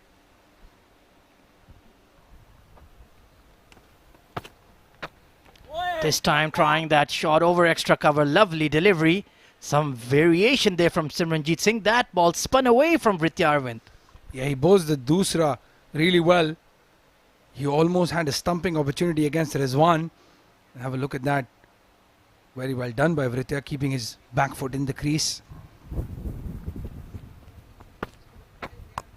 This time hard drive through extra cover. The cover sweeper is giving chase. George Dockrell out there. Quick pick up and throw, but they will pick up too. That's good running. 16 overs gone. The UAE trying to get a move on. 91 for 4. Well, that was a very good over from Simi Singh to finish his spell. 30 runs given in his 4 overs, but that last over going only for 4 runs. And again, the 16th over of the game. They'll take 4 runs any day. Have a look at the wickets there. Mohammad Wasim falling for 1. Big blow. Then Chirag Suri was looking good. But a very good catch by George Dockrell. Gone for 13. And that over from Curtis. Rizwan CP and Basil Hamid falling in that same. So very, very important breakthroughs in the power play. Now Usman and Vritti are in the middle with the last 4 overs to come. Well, I dare say, Abdur Rahman, all of the wounds were self-inflicted. All of them poor shots that all 4 of the batters will be very disappointed with. Good time to get one here. Of course, this is international cricket. There is no room for forgiveness. Ben White continuing, trying to fire that in. But that'll be given as a wide. Well, the 17th over being bowled by a leg spinner. The left-hander on strike. Very interesting from the Ireland captain. Oh, has he stumped him? Yes, he has. Beautiful work there. Ben White gets a richly deserved wicket. Mohammad Usman has to depart. Well, clearly, the captain of Ireland knows a lot about cricket more than me. Absolutely brilliant ball there by Benjamin. He'd gone for a few runs in that last over against Usman. This time flights it up. That takes extra bounce and the wicketkeeper does the rest. Shiju Sam does not need the third umpire in that case. Gives it out directly. Let's have a look at the replay. He charges down the wicket. Very good very good keeping. And yes, Ahmed, he would have reached had he plonked his bat. He just fell, let's say, about an inch short. The bat was grounded, but very far away from the line. So unfortunate for Usman and unfortunate for UAE. And in walks the birthday boy, Rohan Mustafa. Excellent keeping there by Neil Rock behind the stumps as well. And yes, indeed, happy birthday to Rohan Mustafa. Hope it goes well for you. There was that dismissal. Very, very nicely done.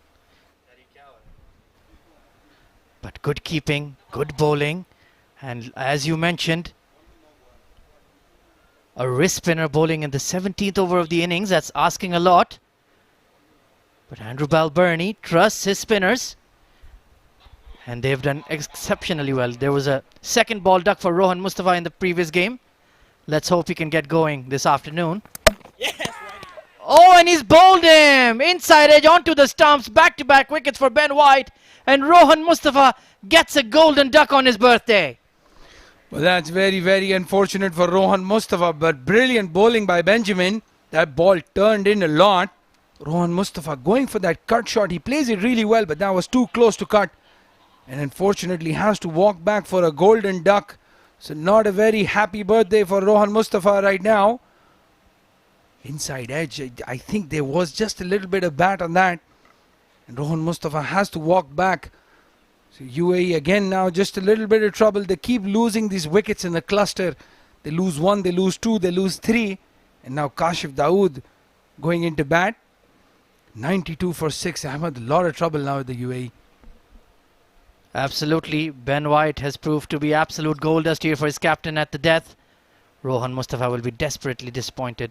Back-to-back ducks in the Dafa News Summer T20 Bash. And now the UAE right up against it. 92 for 6. And there could be yet another hat-trick. We almost had one yesterday with Jan Freiling. And now it's Ben White. Can you do it?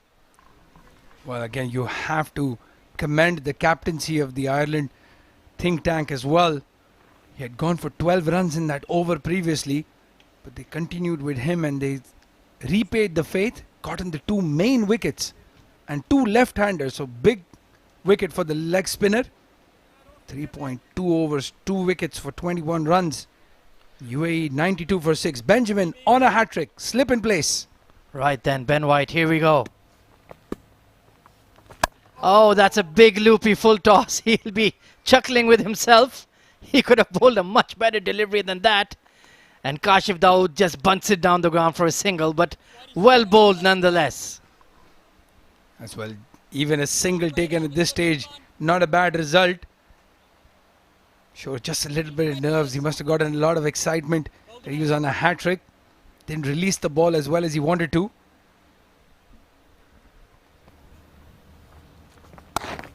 Worked towards the mid-wicket area. They'll only get 2. Oh, they're pushing for 2. Chance for a run out.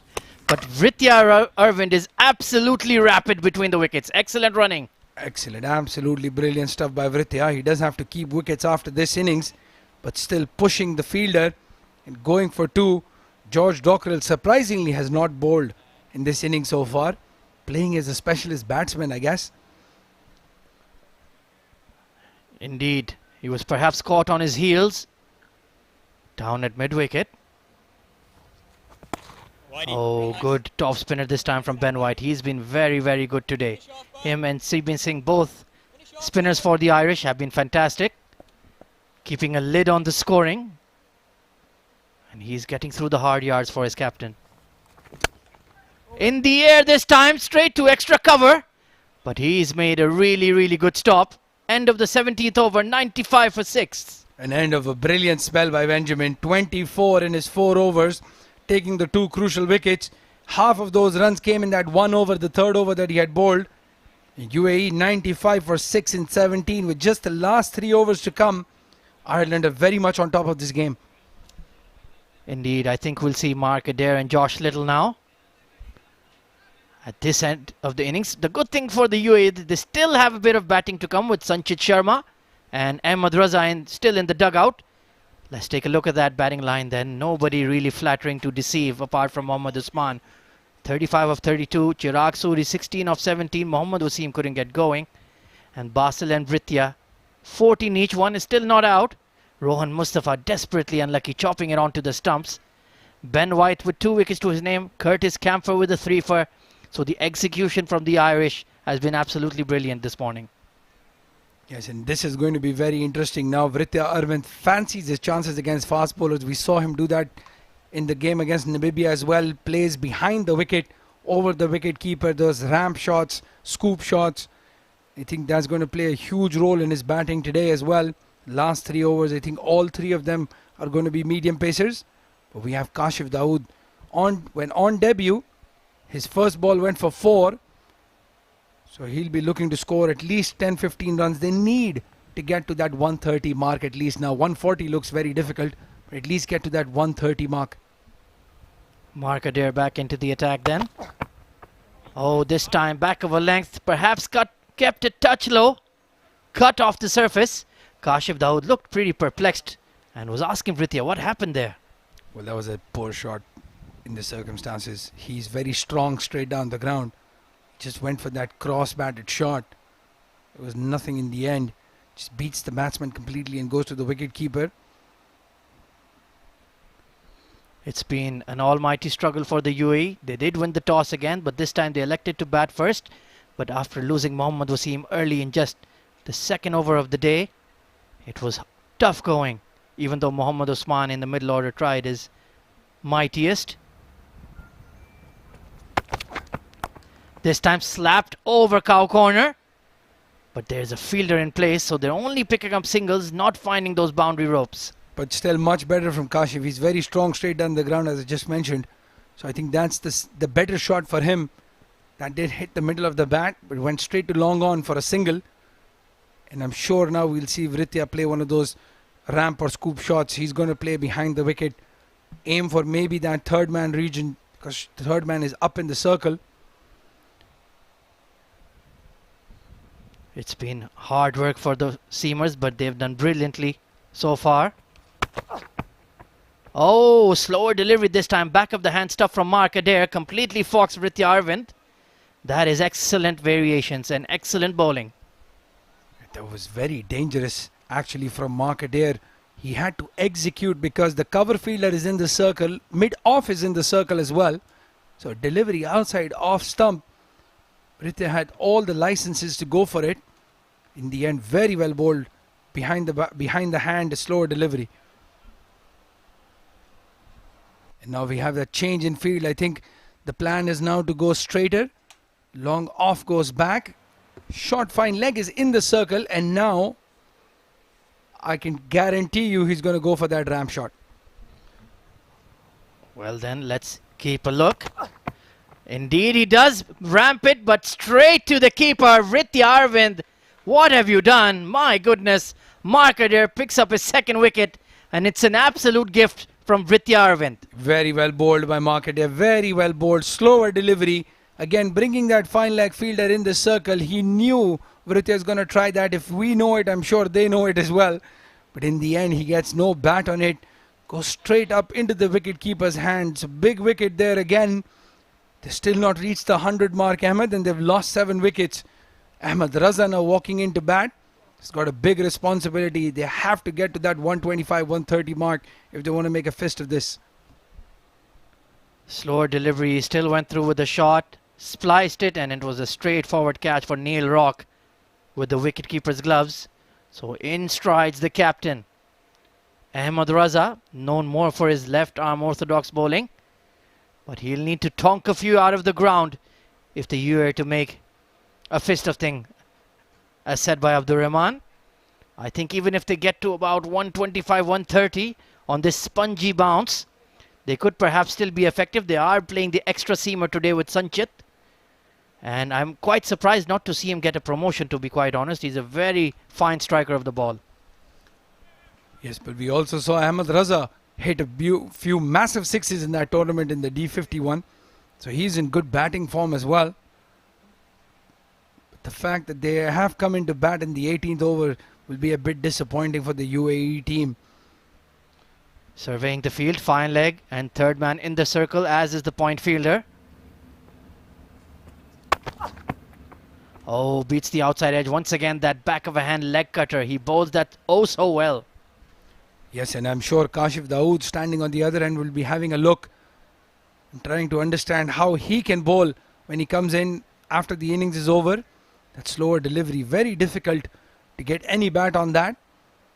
Because Ahmed Raza is just camped on the front foot. He's hoping for a delivery that'll be full or maybe a Yorker length delivery. And all of the balls that Adair has bowled so far has been short of length. Another slower delivery this time, punched off the back foot towards mid-wicket.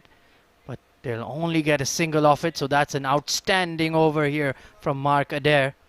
97 for 7, 2 overs remaining for the UAE. Well, with 2 wickets in his 3 overs, he's just given away the 14 runs. And again in the 18th over, just the 2 runs coming off it. So absolutely brilliant. Getting the 2 wickets in the process as well. Have a look at that bowling lineup. Look at that. 3 overs, 8 runs for Joshua Little, and 3 overs, 14 runs, 2 wickets for Mark Adair. And Curtis Camphor, the pick of the bowler so far, 3 for 19 in his 4 overs. Ben White also picking up 2 late wickets. The tall leggy, he's been very impressive, bowled with very good control. But it's been a sorry tale so far for the home side so far. Can they finish with a flush though? Anything can happen. Well, it will take some hitting to get Joshua Little out of the park. He's given away just the 8 runs in the 3 overs, and all 3 overs were in the power play, Hamid. Very difficult to get away. Indeed, he really hoops that new ball, bowls that into the right-hander's pads. I've seen him bowl some absolute jaffers in the past. Let's see how he can execute at the death. That could be considered his Achilles heel a bit. But he only has 6 deliveries to get through. Andy Balburney will be very, very satisfied with proceeding so far. Round the wicket. Slower ball launched down the ground by Ahmed Raza.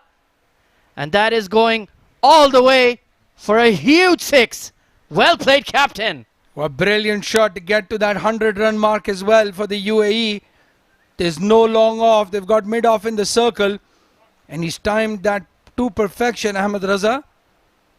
Showing the batsmen of the UAE how it's done. Straight elbow. Brilliant shot that. You can't expect that from a number 8 batsman in the 19th over. Absolutely brilliant. So 100 up for the UAE in the 19th over. Ahmed Raza making his intentions very, very clear. Picked the bones out of that one. Beautiful shot over mid-off. So Josh Little under a bit of pressure. Let's see if he can execute. Slower bouncer this time, worked away towards the point fielder, so they'll just get a single. Kashif Dawood, he's a pretty big hitter of the ball as well, Abdur Rahman. Yes, but the plans, I think, are very clear now. They're not going to bowl anything full. They're not even going to try to bowl anything full. We've seen that one delivery that they bowled has gone for 6. I think the short of length, slower deliveries are going to be the order of the day for the next 8 deliveries at least. And Kashif Dawood must know that. Expect a big shot across the line. Oh, quicker, fuller delivery this time. Foxed him. And that was very, very well bowled in that 4th stump line, right in the block hole. There's not much you can do with that. Good comeback by Josh Little. Yes, with that first delivery going for 6. He has to do the recovery work now. If they can close this over for 9 runs, maybe even 10, I think Ireland would think they've gotten away with it.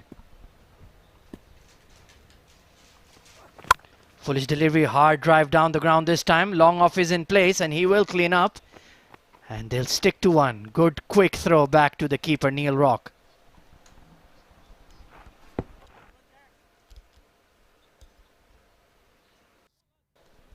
So 105 for 7. There are 8 deliveries remaining in the UAE innings. Ahmed Raza, the skipper on strike, has already struck a mighty 6. Strike rate of 200. If he can hit another one of those out of the park, that'll be just what the doctor ordered. This time steps into it inside edge, but it's just dribbling away onto the leg side. He was prepared for it, just didn't catch the timing on it just right. Yeah, with good intentions there by Ahmed Raza. Unfortunately, he does not get a lot of bat on it. Gets the inside edge and goes for a single. Again, 9 runs of the over so far. If Kashif Dawood can get at boundary and get UAE to 110 before that last over starts, then they can look for at least 10-12 runs in the last over. Get across that 120 barrier now. Anything less than that is just, I think Ireland is going to fancy their chances. Hard drive down the ground once again. Excellent bowling here from Josh Little. He's responded beautifully after that initial 6 of Ahmed Raza. And in the end, he's bowled a very tidy spell. 4 overs, none for 19. 108 for 7. The final over coming up for the home team. Can you push yourself to a big score? Can you get to that 125 or maybe even 130 mark, Abdurrahman? Yes, well, 130 would need a huge over, 20 run over at least. You have a look at the broadcasters for this match in this tournament. Sony 6 in India, Pakistan, Bangladesh and Sri Lanka. Cricket Life in UAE and Free Sport in UK. Then obviously you can actually have a look at the streaming partners as well on your phone or on your tablet. YouTube, Sony Live and Switch TV. We're coming live from the ICC Cricket Academy grounds for the Dafa News UAE Summer T20 Bash. The last over of the first innings. UAE 108 for 7 in 19 overs. Absolutely, you know the venue. Just find it on Google Maps and head over here if you want to watch some live top level cricket. The home team taking on the Irish. The men in fluorescent green, you can't miss them even if you wanted to. There you can see the hustle and bustle. It's early morning here in Dubai. The weekend is on. So everybody rushing to get their chores done, get their work done. Slower delivery marker there, beautifully bowled once again. They're going to push for a 2 and they will get it. Just about trickles away to the deep mid-wicket fielder. And Ahmed Raza showing his experience. Very well bowled again. That slower delivery, the ball that hoops in. We've seen Dwayne Bravo do that a lot. The ball just dips at the last minute. If you're a batsman, you need to go through with your shot. You can't do anything about it. And Ahmed Raza does well to get some bat on it. Goes to mid-wicket and they get 2. So 110 on the board. I'm sure they will be looking for at least 10 more runs from here.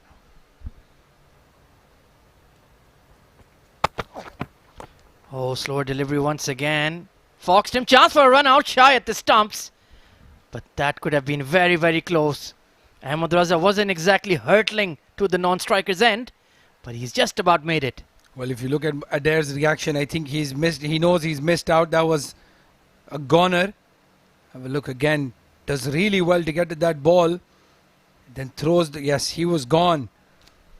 I think he's perhaps even half a foot short of that popping crease. So very, very lucky there, Ahmed Raza. 12 off 7. Kashif Dawood, who debuted in this Summer T20 Bash series. Down the ground this time by Kashif Dawood. And that is going all the way. He has absolutely nailed that into the tennis court. Well, one slower delivery too many from Mark Adair. And this time Kashif Dawood knew what was coming. Goes for his stronger shot straight down the ground. So a very important 6 for the UAE now. 117 on the board. Every run from here is important. And a very good looking shot. Huge 6. That is a 6 on any international venue in the world. Absolutely nailed it. He smashed the cover of it, as they say. That's more like it. That'll give him a lot of confidence in his bowling as well. This time a beautiful Yorker.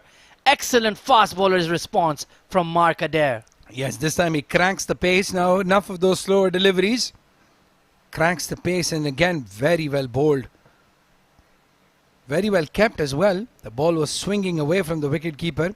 Not easy when the batsman is in front of you. It just comes from behind the batsman all of a sudden. So a dot ball after a 6. Good, interesting battle going on here between Kashif Dawood and Mark Adair. Both the top seamers for their respective sides. Slower ball this time, hammered away towards mid-wicket. But the long on was posted quite square. But they will pick up 2, so this is a good fight back here by the UAE, getting some quick runs. Yes, 119 now. We were talking about that 140 mark. Unfortunately, that's not going to happen. But 120 and anything above that at least gives them a fighting chance. It's more than a run a ball. And Kashif Dawood and Ahmed Raza have done really well. 13 of 9 deliveries for Kashif Dawood and 12 of 7 for Ahmed Raza. So they have given that momentum to the UAE. Deep in his crease, Kashif Dawood. Full toss down the leg side. It's going to beat the fine leg fielder and go all the way for 4. So that's a brilliant flurry at the end for the UAE. And they post 123 in their allotted 20 overs. Well, that's a very good finish now. 12 runs coming off that last over, and that last ball going for 4. Very crucial for the UAE to get some momentum back. They've been on the back foot this entire innings. But a bad full toss, again trying for that slower delivery. Fine leg was in the circle. So as soon as that ball crosses him, it's going for 4. So the captain and Kashif Dawood can stride out with a bit more swagger, a bit more confidence. 124 the target for the Irishmen. It's been that kind of pitch, the spongy bounce, the ball not quite coming onto the bat. It's been an almighty struggle for the UAE batters, but in the end, the captain and Kashif Dawood, his ace all-rounder, adding some quick runs and giving that scorecard some modicum of respectability. But they will need to bowl absolutely out of their skins. 124 the target for Cricket Ireland then. It's just over a run a ball, so not too challenging. They've got the likes of Andy Balbirnie, Paul Stirling and George Dockrell in their side. Craig Delaney as well. Plenty of batting available, and of course big King Kevin O'Brien. So the UAE will have to bowl out of their skins. They have a lot of options. Sanchez Sharma, Zahoor Khan, Kashif Dawood, Rizwan CP, Rohan Mustafa. He'll be looking to make amends for his golden duck on his birthday. Very, very unfortunate for him, but he's a very combative cricketer. He will respond and certainly deliver with the ball.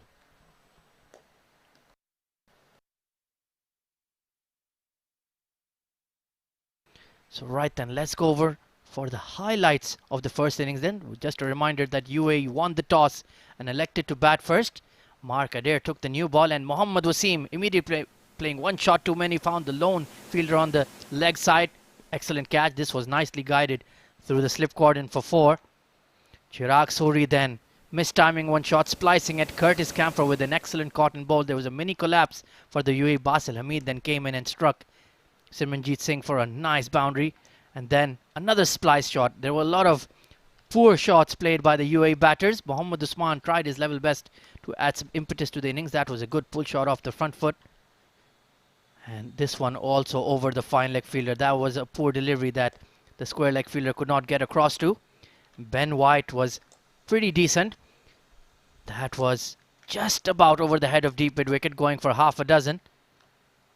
This was another good slog across the line from Mohammad Usman, landing over the fielder. He was looking pretty decent.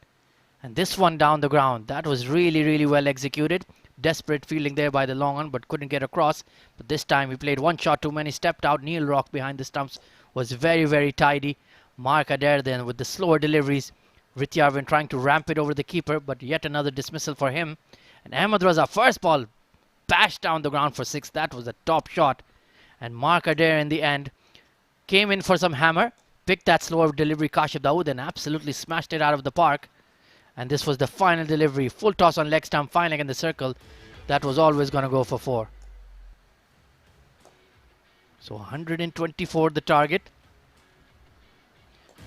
Let's take a look at the batting scorecard here for team UAE then. The home team, Mohammad Wasim 1 of 3. Chirag Suri 16 of 17. Rizwan CP 9 of 15. Curtis Camphor doing the damage there. Mohammad Usman held the innings together, 35 of 32. Just when he was about to launch, he played one shot too many. And Ben White took back-to-back wickets, was on a hat-trick at one stage. But in the end, 123 for 7 in their allotted 20 overs. Only 5 extras given away. So very, very good work by the men in fluorescent green. Were very disciplined, were very clear in their bowling plans, executed quite well, held on to their catches. And that is the bowling analysis. Josh Little, 4 overs, none for 19, was very, very steady. Mark Adair came for some tap in his final over. 2 for 29 in his very respectable spell. Simranjeet Singh, none for 30 in his 4. Curtis Camphor, the pick of the bowlers, 3 for 19 in his 4 overs, bowled really well. And Ben White as well, very impressive, the tall leggy, 2 for 24 in his 4 overs.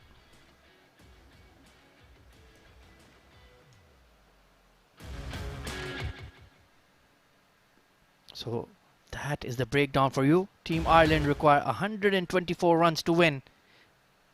We'll take a short break and be back very soon for the Irish run chase. Stay with us.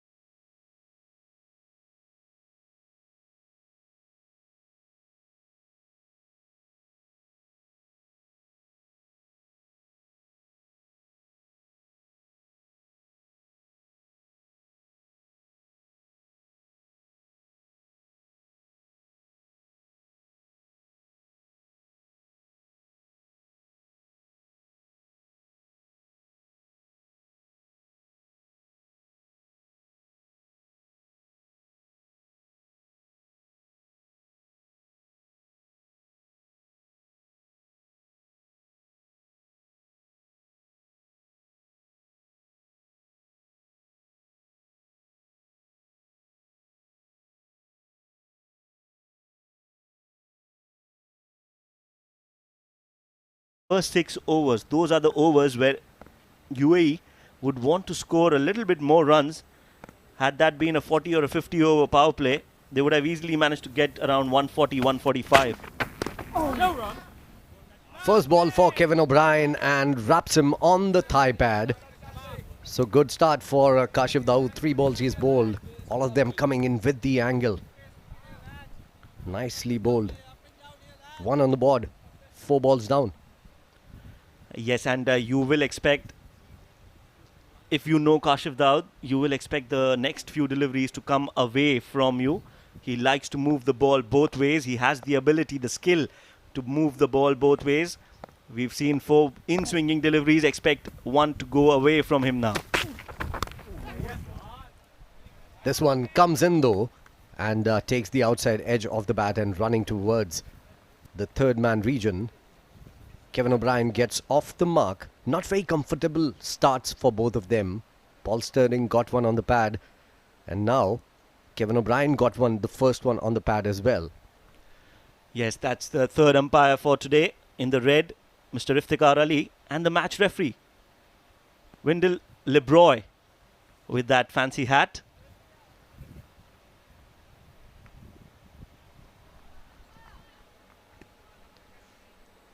Right then, Paul Sterling on strike once again for this next one from Kashif. Comes in sharply once again and a quick run.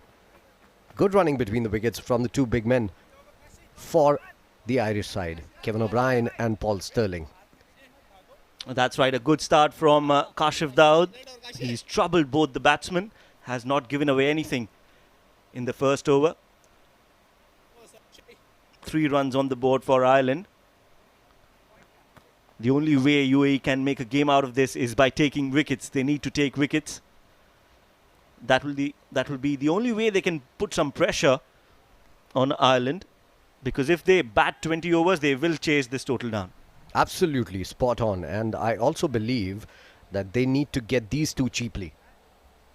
If they get going, then this total is going to seem very, very small for the Irish side. 3 without loss after 1 over. Paul Sterling, 1 of 4. Kevin O'Brien, 1 of 2. And the other one is a leg by. So Sharma is going to be bowling the second over. Target is 124. Yes, Sanchez Sharma again getting his first game today for UAE. Has played for the under-19. But in the men's side today, it's his first game. He will be bowling again. A good swing bowler, likes to swing both ways. Sanchez Sharma on his debut, 20 years of age. Starts off way outside off. Will get a couple. Paul Sterling. He likes the ball to come onto the bat, Paul. And this wicket is a little tricky when it comes to that. Not a very fast wicket. The ball has a tennis ball bounce. He will have to spend some time out there in the middle to gauge the conditions and then go for his shots. Absolutely. Although also you would have to make him play as a bowler rather than bowling away from his body. You'll have to keep it around that off stump mark in the channel of uncertainty. Next ball, slashed hard. Good bit of fielding there from the sweeper cover. Only a single. That's great bit of fielding. That's right. Good pickup, good throw. Quick on his feet, Basil Hamid.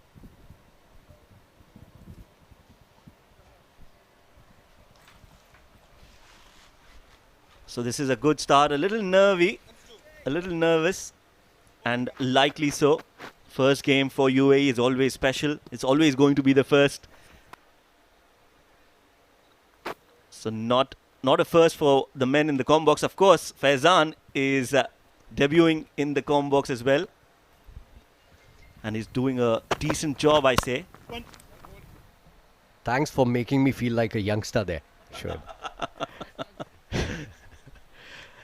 Next ball, played towards the cover once again by Kevin O'Brien. This time around, a single for the taking. 1.3 overs gone, 7 without loss. That is the score right now. And it's looking good for the Irish players. The ball is coming onto the bat. They're feeling the middle of the bat as well. Sanchez Sharma, although has started well, but his line has been just a little off, just a little too much outside off stump. I bet he's going to try and bowl that one that comes in to the batter there. Sorry, lad, sorry. Yes, it is promising to see that he is getting some swing in the air. It will take some time for him to settle in.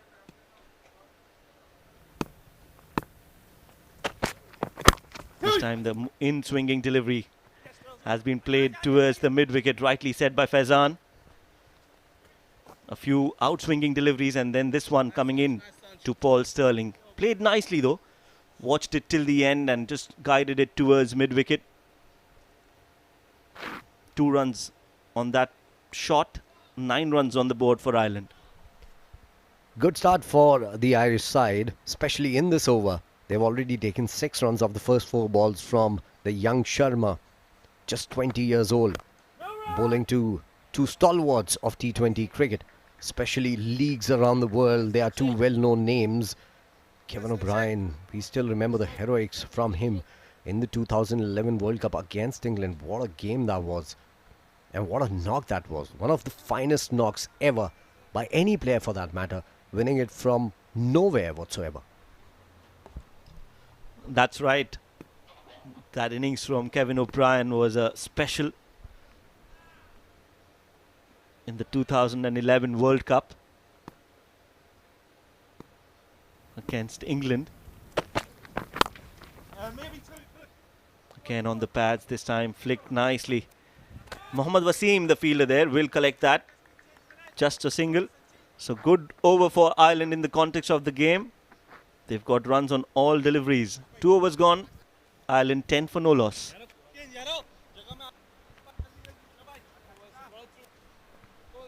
It's a comfortable start for the Irish side. Kevin O'Brien and Paul Sterling, both of them have been looking really comfortable.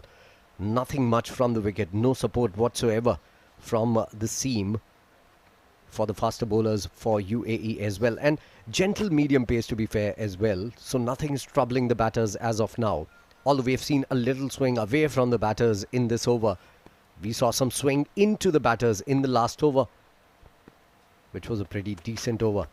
Paul Sterling on 7 hits this one beautifully. Oh, what a shot. Cracker of a shot. There he goes.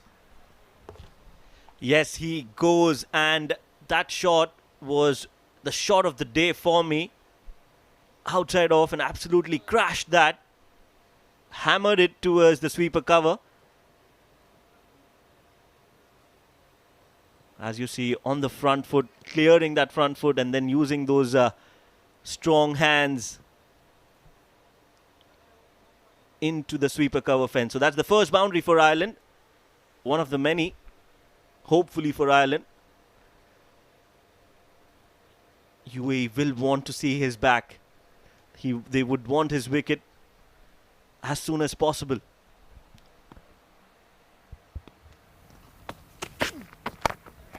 This time it's a little foolish. And played back to the bowler. The bowler fields in the run-up. Again, that shot coming in from Paul Sterling, the last one that went to the boundary. A front foot cut shot. How difficult that is to play. But the kind of pace these bowlers are bowling allows him to get onto the front foot and then stay on the front foot and play it with a horizontal bat. Still, finding the gap was the problem there. And he found it perfectly. Brilliant shot to start your innings with a 4. Spot on. Fuller delivery, beautifully driven, but straight to the fielder. That's a cracking shot. Just a few feet here and there, and that would have raced away towards the boundary for 4. But that shot will give him a lot of confidence. When you start middling the ball well, that sound of the bat, it builds your confidence. It makes you into a different player. And that is what is needed, especially in the first few deliveries. You want to middle every delivery. This time it's tucked around the corner. Square leg will come into play here. And only a single for Paul Sterling, who's now on 12 of 13 deliveries. Good start to him. And that last shot that went straight to the fielder. Oh, what a beautiful looking shot.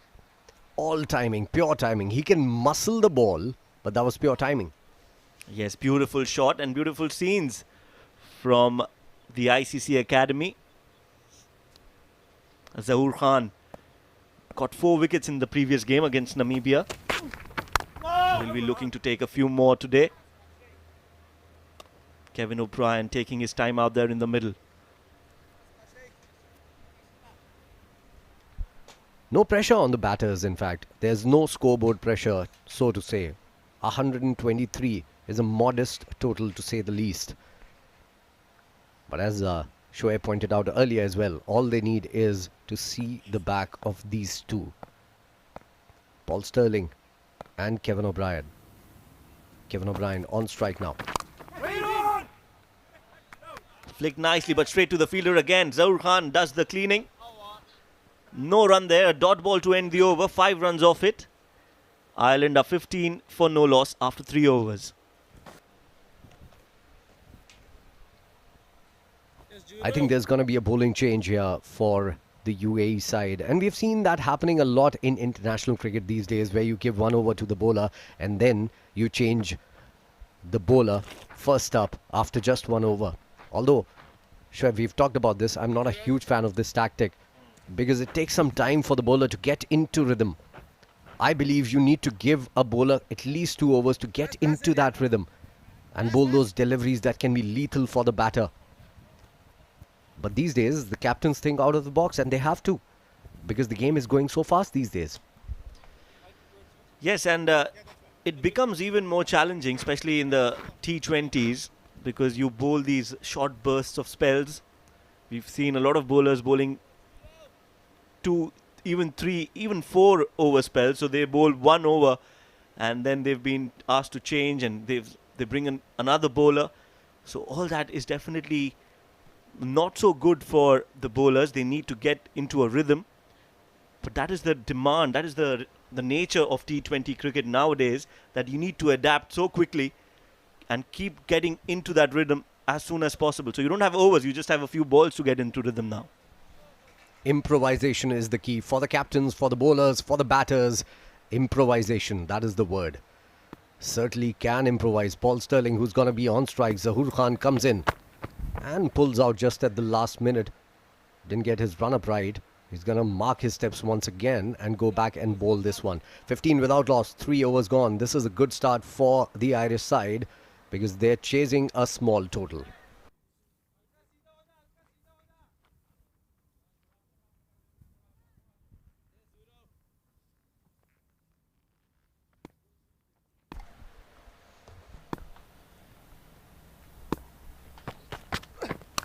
Good start. Oh, there should have been a slip there.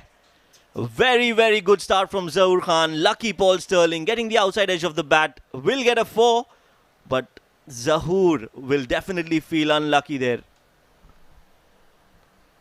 Yeah, good ball. First up, back of the length delivery. Beautifully bowled. Feed going nowhere for Paul Sterling.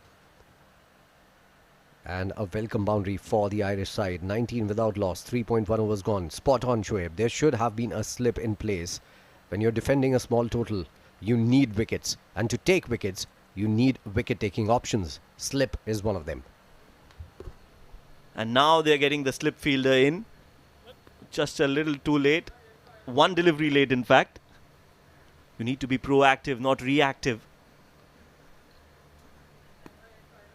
On that occasion, Ahmed Raza missing a trick.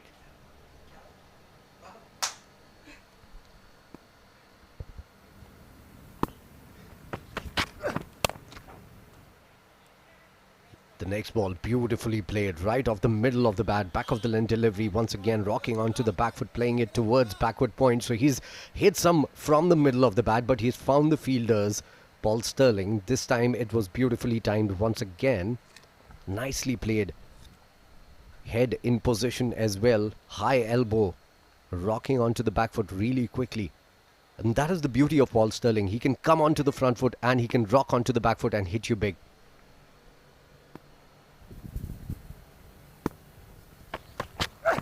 No wrong. The batsman that he is, Paul Sterling, he won't give you a lot of chances.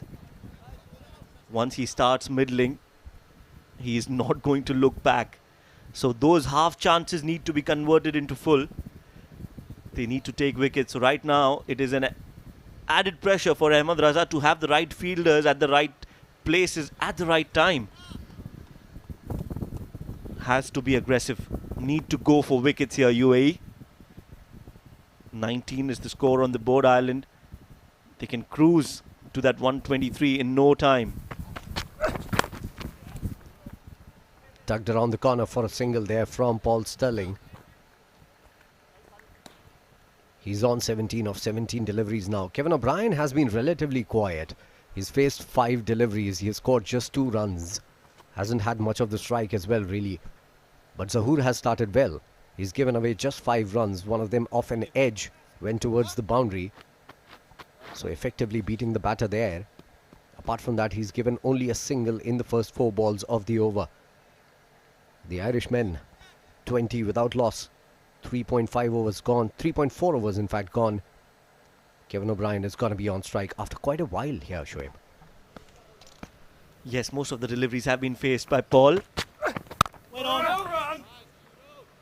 Again, a hesitant push there from Kevin O'Brien. The foot not moving as much as he would want the foot to move. Just standing there and pushing the ball towards short covers. Quick word from the experienced Paul Stirling to the other experienced campaigner, Kevin O'Brien. Guess it would have been about the conditions of the pitch. A quick tip from the pro, Paul Stirling. Possibly, certainly. Zahoor has bowled 5 great deliveries here. Let's see what he has in repertoire on the last ball. This time pulled towards the mid-wicket. A short delivery has been timed really well, and that's why it's gone all the way. There is a slope on the ICC Academy, so that will also help. But that one came from the middle of the bat. Kevin O'Brien gets his first boundary.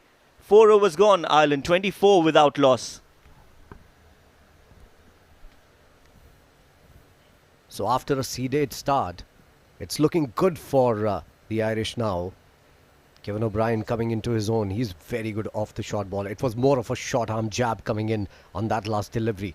Beautifully played. In front of square as well. In position really quickly. Zahoor has been bowling great lines on that particular delivery. His length was just a little shorter. Rocking onto the back foot really quickly, Kevin O'Brien, and hitting it in the gap. Wonderfully well played. 24 without loss after 4 going at 6 apiece. I'll take it any day. Oh yes, they're cruising at the moment right now for Ireland because they don't have they're not chasing a big total. 6 runs will be absolutely acceptable for Ireland. It's been called a wide. Going down the leg side, Kashif Daud. Again, just feeling that he is still managing to get some swing in the air. Not on that occasion. Going down the leg side and has been called a wide. So 1 added to the total, and extras are not going to help UAE here. So Kashif is bowling his 3rd over, and we've been talking about it. We'll come back after this delivery to that. No run. So we've been talking about the fact that bowlers have been changed and rotated really quickly in T20 cricket these days, owing to some improvisation from the captains, from the bowlers, from the batters themselves. But here, 3rd over already in the 5th over for Kashif Daud, who's been a wicket taker for them in the last game as well. Good ploy, Shoaib? Yes, I think it's a good decision, especially because he's a swing bowler. So with the new ball, he is more effective rather than a not so new ball. So they're trying to use his skill to the best of his ability. With the new ball, he is a lot more dangerous.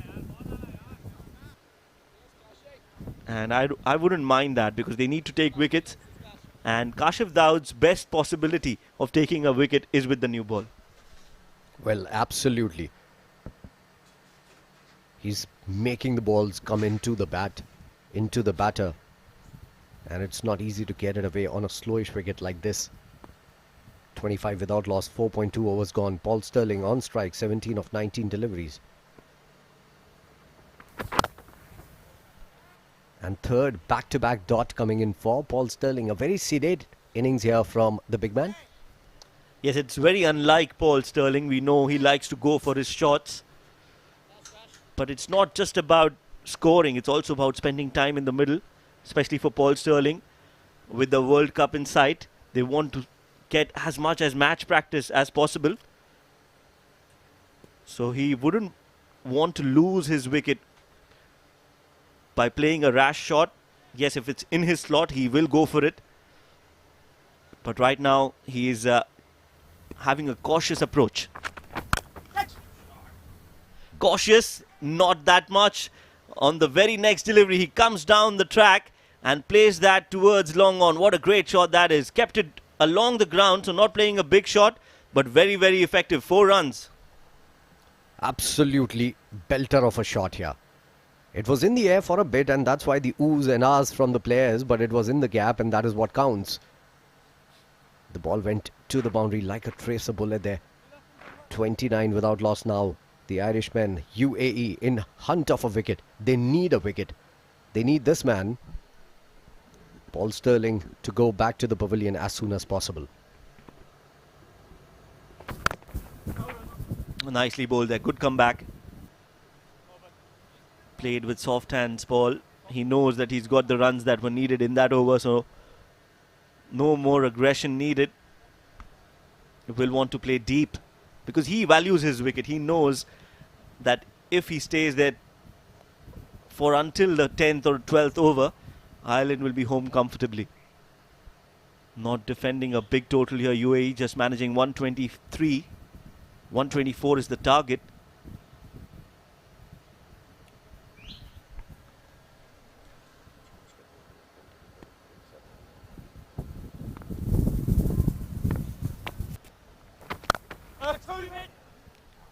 Beautifully played, that last shot coming in from Paul Sterling. A back foot punch through the covers. Just a single on that occasion. Good bit of fielding on the cover fence as well. So with that, 5 overs gone, 30 without loss. That is the score right now. Kevin O'Brien on 6 of 7. Paul Sterling on 22 of 23.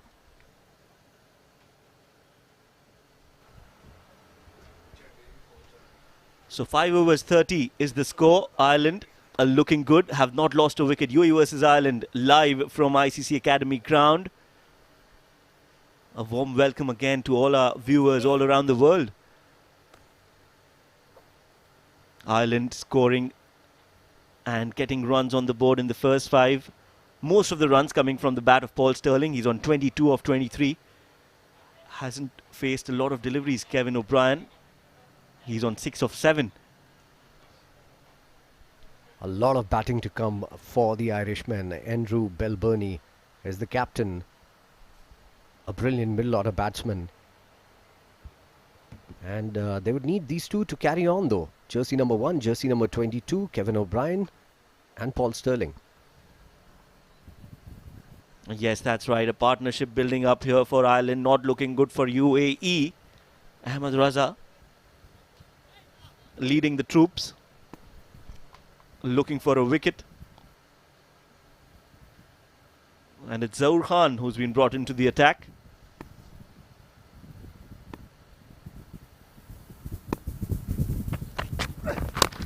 Nicely bowled, very well bowled, right on the middle stump. And equally well played there by Paul Sterling, just guiding it towards point.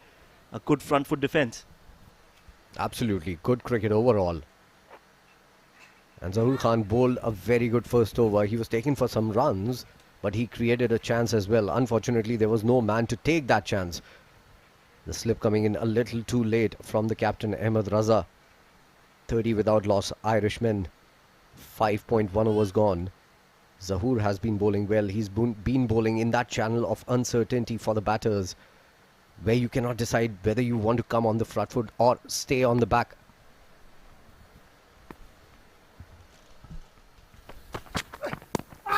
Yes, he's bowling a tight length, half a peel, but clearly the impact outside off. Pitching definitely outside off. So 2 reds. And that is the first thing that the umpire noticed.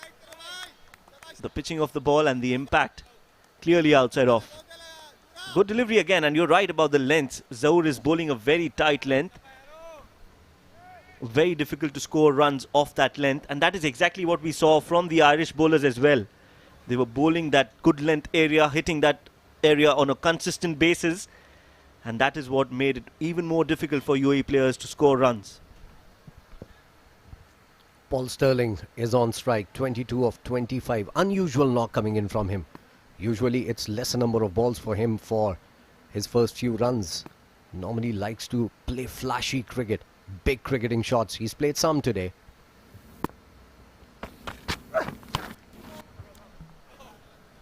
Trying to go for the pull there once again. Just not getting bat to ball right now, Paul Sterling. Yes, that also shows the condition of the wicket. Beautiful scenes here from the cameramen.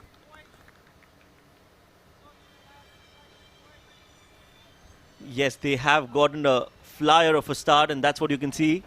That's the Irish plane cruising towards victory. As of now, 30 without loss. That ball, the previous ball, just stuck in the pitch a little bit, and that's why Paul couldn't get onto that shot. Did not middle it, hitting it in the ribs. So not an easy wicket to bat on. Trying to go for the big shot once again. Paul Sterling once again didn't find of the middle of the bat, and it's exactly how Shoaib explained it.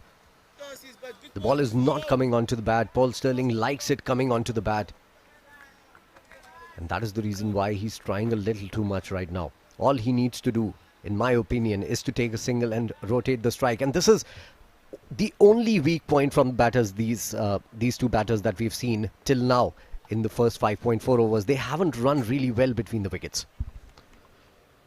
Haven't tried to rotate the strike as such. Yes, that's a valid point. The only reason I feel Paul is going for the big shots is because this is the last over of the power play. So they want to try and maximize their returns in that last over. And hence you see Paul going for the big shot. This time again, good delivery. This is good bowling from Zahoor. He got 4 wickets in the previous game, and he's carried that momentum and confidence into this game. That's what a good match can do. It can build confidence. It can give you the belief that you can bowl in different situations, different conditions. Zahoor Khan is on a roll. 5 dots in a row in the last over of the power play. This is the 6th over. With Paul Sterling on crease. Absolutely.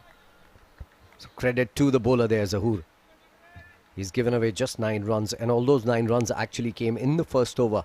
One off an edge towards third man, and the other a very good shot coming in from Kevin O'Brien on the last ball of the over. Paul on strike once again, 22 of 28. If he's taking a look at the scorecard, he'd be a little worried because of the strike rate right now.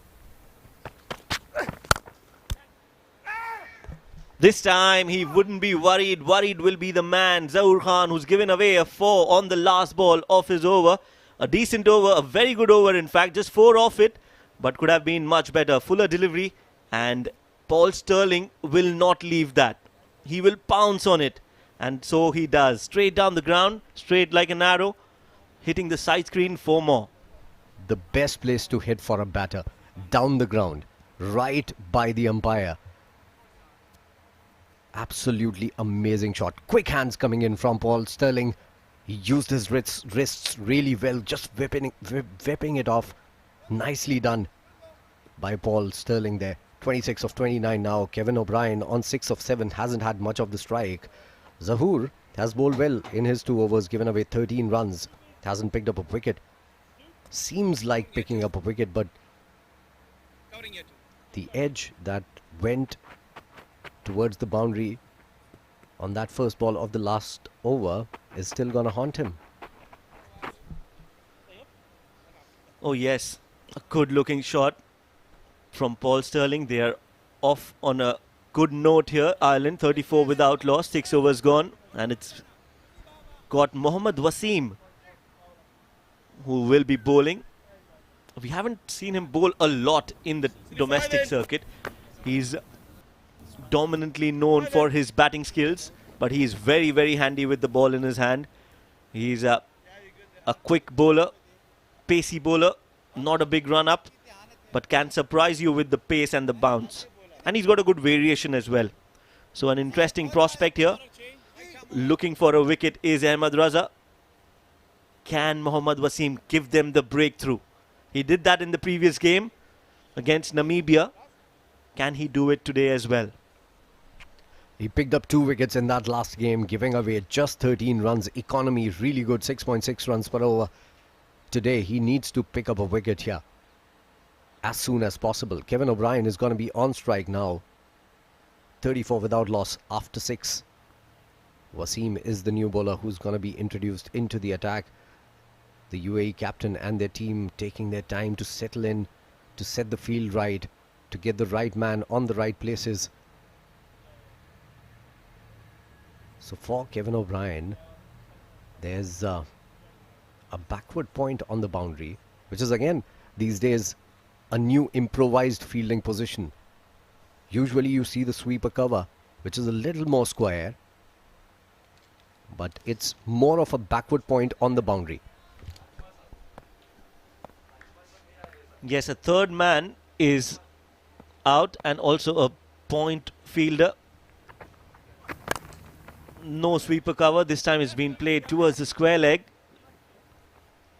Sultan Ahmed, in fact it's Usman, who will clean that up. 2 runs on that delivery. So 36 now on the board for Ireland. A loosener coming in from Mohammad Wasim. A juicy full toss on the pads. Easy pickings for a man of Kevin O'Brien's stature. 36 without loss. Yeah, we are live from the ICC Academy here at Dubai on this beautiful ground in this hot afternoon. Next ball, beautiful shot, cracker of a shot through the offside, through the covers, and the fielder had no chance to put a hand to it. 4 more. Yes, this time Kevin O'Brien joins the party. Plays a beautiful shot right from the meat of the bat. And as soon as it hit the bat, we knew it's going to go all the way.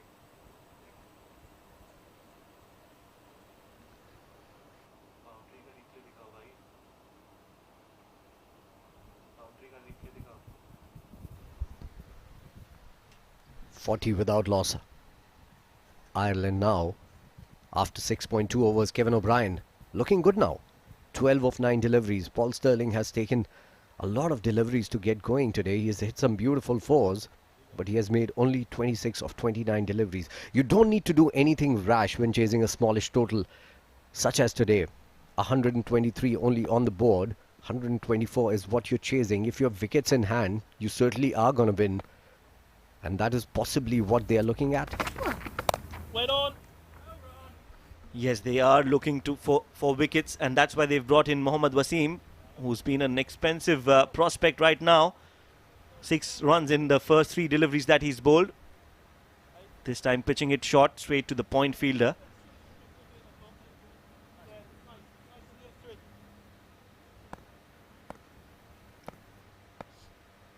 As you can see, these live scenes coming in from the ICC Academy. Slower delivery. Going down the leg side. Pressure on the young Mohammad Wasim. Another extra added to the total. Expensive start to this over from Mohammad Wasim. 2 down the leg side towards square leg. Then a 4. Beautifully crashed through the offside. And after a dot ball wide, so 7 runs off the first 3 deliveries already.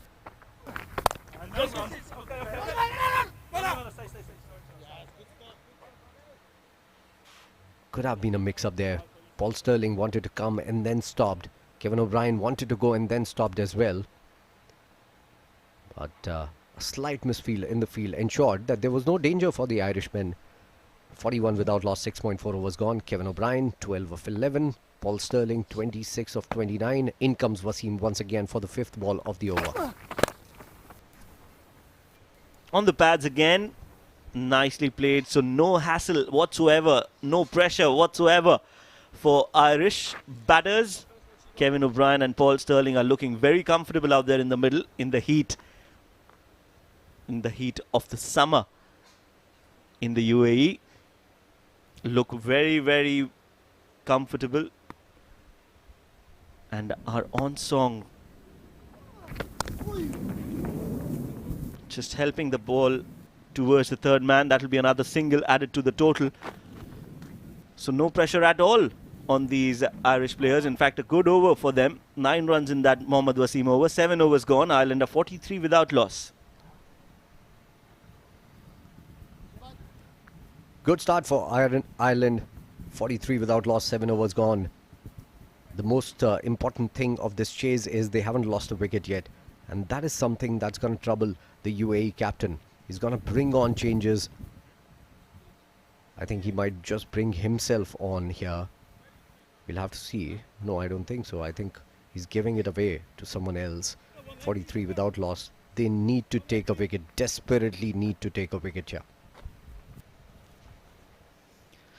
Yes, I think it is high time the skipper comes in to bowl himself. Ahmed Raza.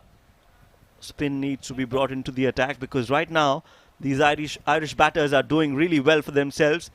Are not hassled. Yes, they were looking a little itchy, a little scratchy in the first few overs, but then they've gauged the conditions pretty well and have scored at a brisk pace. 43 in 7 overs. The required run rate and the current run rate almost the same. 42 matches for the skipper as he brings himself onto the attack. 29 wickets for him, but a very good economy of 6.34. Well, wickets is what matters here for UAE. You require around 6 runs and over from here on, and with 10 wickets in hand, it's going to be a cakewalk here. As of now, they are very, very comfortably placed, Ireland. This is going to be an interesting contest. Ahmed Raza versus Paul Stirling. Played it towards the backward point region in the gap. That ball will go away all the way for a 4. So a good start for Paul Stirling. Not so good for Ahmed Raza. Yeah, nicely played, waiting on that delivery, rocking onto the back foot, transferring his weight onto the back foot very nicely and finding the gap. This was the minutest of gaps towards the offside, a backward point and a short third man, and it went between the 2 fielders for a boundary. Poor start for the captain, Ahmed Raza. There's not a lot of margin of error when you're bowling to men of such caliber and such skill in the batting department. Spot on. You don't have any margin of error. You have to be on the A game all the time. This time down the leg side from Ahmed Raza. Will scamper through for a single. So 5 runs in the first 2 deliveries. Has been signalled a leg by, so that will not be added in Raza's total. But yes, Ireland will get another single added to the total. 48 now Ireland without loss. 7.2 overs. Raza needs a wicket. Need to put some pressure. Get those fielders in. Try to stop those singles. Big shot coming out from Kevin O'Brien, and this one is in the gap, but the fielder is going to cut it off. 2 runs for the taking there from Kevin O'Brien. Not timing it to perfection. I think it was from the bottom of the bat and going in the air. Away from the fielder though. And that is why 2 runs scored. With that, 50 up for the Ireland side. Without loss, chasing 124. Yes, that's right. 50 on the board for Ireland. Without any damage.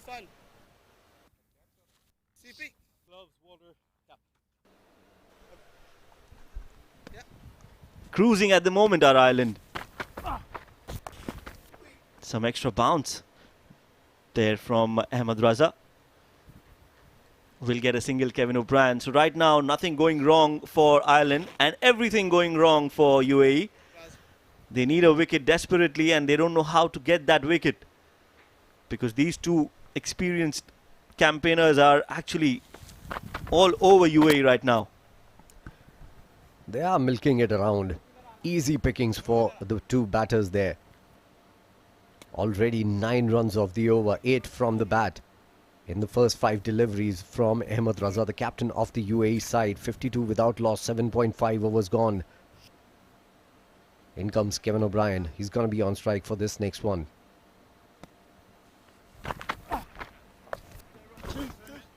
Rocking onto the back foot and playing it towards the backward point. Once again, the sweeper cover comes in and fields at 2 more runs for the taking there. A very expensive over coming in from the captain himself. 10 runs off the bat, 11 overall in this particular over. Score 54 without loss. Yes, an expensive over coming in from Ahmed Raza. He was getting some turn off the wicket, some bounce as well. But the way they've settled themselves in, Kevin O'Brien and Paul Stirling, it is going to be even more difficult now to get a wicket. Both looking really good. Paul Stirling on 32 of 33. Kevin O'Brien 18 of 15. 4 extras in that total of 54. So right now they are in a cruise mode. Ireland cruising away, chipping off that target in every over, getting those singles and doubles and then the odd boundary. So UAE look a little clueless here. What would you do if you were the captain of UAE right now, Shoaib? Because wickets don't seem to be coming from anywhere. So what would you do different here? Well, the only thing that I can think of right now is that I would stop those singles. I would ask them to go for the big hit. So get a few more fielders inside the circle, not give them those easy singles and then try to build pressure. That's the only thing that I can think of right now that can be done. As you can see right now, in the circle, they've got only 4 fielders. So I would get a couple more, try to ask these players to go get out of the comfort zone, go for a few big hits, and then try to take a wicket. Aggression is the name of the game here for the UAE. You have to make wickets. You have to take those wickets rather than waiting the batter to make a mistake and, try and miss hit one. Rohan Mustafa is the new bowler who comes into bowl.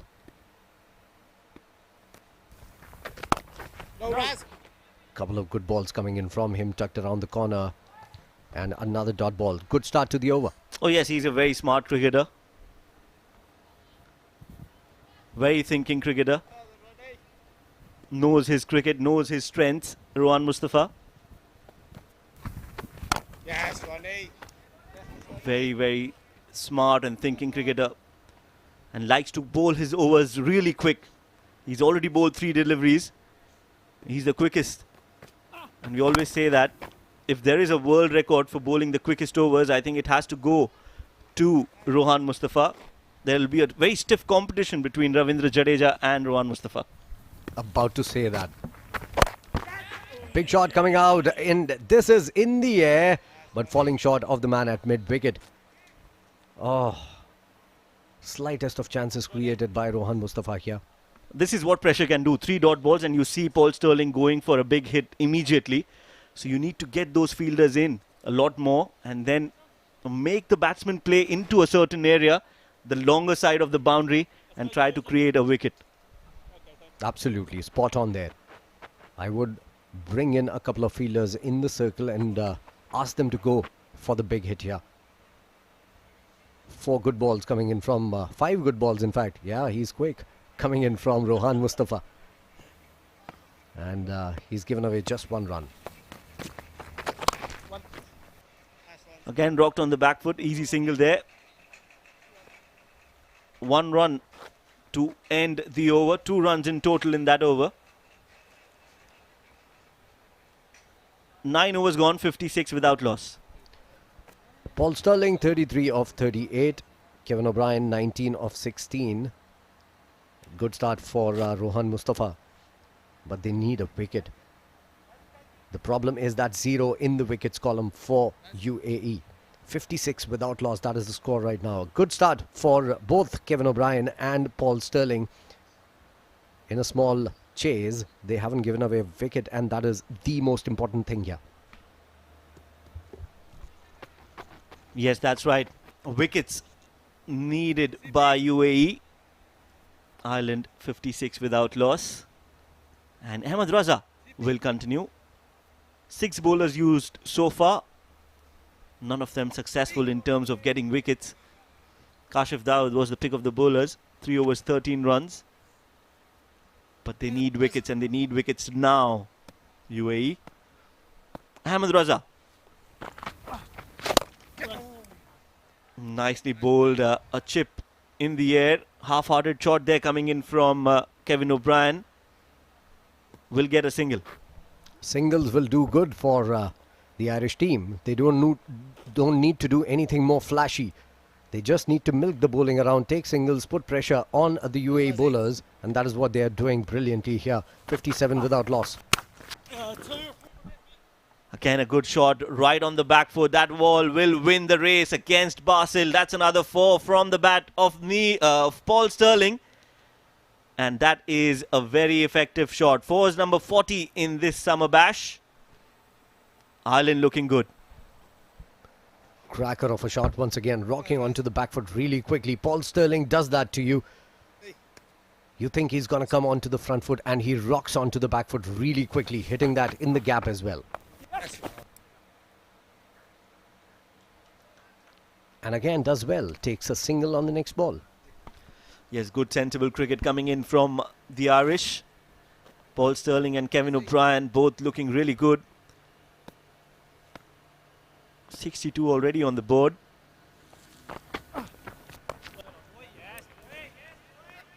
Good ball and a good shot again. No run there. So Ahmed Raza is flighting the ball. That's good news for UAE. That's the way you can take wickets. Slower in the air again. This time drilled towards the sweeper cover. Basil Hamid will collect that and throw that back to Kashif Dawood. 2 runs on the offer. Taken easily in the end. Good batting this from both Kevin O'Brien and Paul Sterling. Paul Sterling on 38 of 40, and the heat is taking a toll on the batters as well. Yeah, it is pretty hot out there right now. The sun is very unforgiving here in the UAE around this 12 o'clock mark especially. That's right, this is the peak.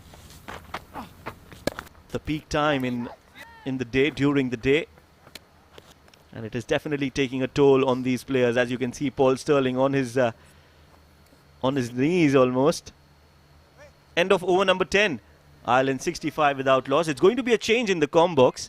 You are going to hear Ahmed Khwaja and Abdul Rahman Tariq. Go on, Ronnie. Go on, then, boys. Go on, Ronnie. Stick in, lads.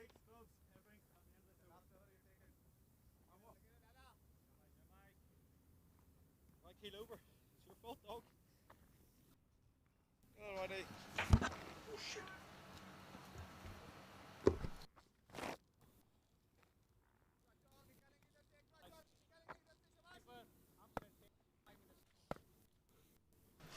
Thank you very much, Shoaib and Faizan. Oh, yes. Wait on. This partnership is looking very, very settled out there. UAE striving for a wicket, but not finding a breakthrough so far in the first half of the Irish run chase. King Kevin O'Brien. Oh, yes. Oh, Ronnie. good Yorker there from Rohan Mustafa. Almost foxed him there. That's you, Ronnie. But that pressure of the run rate not really coming into account here for the UAE. That's Ronnie. They've bowled accurately but not looked particularly threatening. And you could see there, Abdurrahman, at that same stage, UAE had lost their almost entire batting lineup, were 50 for 4. Well, you just compare the power plays. UAE losing 4 wickets in the power play. And Ireland has not lost a single wicket. Absolutely brilliant batting there. And Paul Sterling, well, he's feeling the heat. And what better way to get out of that ground is finishing the match in style and finishing it quickly. Big 6 against Rohan Mustafa. Moves on to 44 and 41 deliveries. Beautifully executed there. Skipping down the track and boshes it over cow corner. My goodness, that is a massive 6 from Paul Sterling. Well, it was very interesting to see that the umpire had just shushed the guys away, the 12th man away from bringing in water at the end of the 10th over. And Paul Stirling has done absolutely brilliant job. Just thrown the ball out of the park. Gets a well-deserved break. Gets some water, cool towel. Hot outside. Again, for the Irish players, these are alien conditions. We know the UAE players played in even worse heat than this last month. And that also the 50-over game. We are, of course, at the picturesque ICC Academy here in Dubai. The Dubai International Stadium, just a stone's throw away, where the big ICC marquee event is just about days away.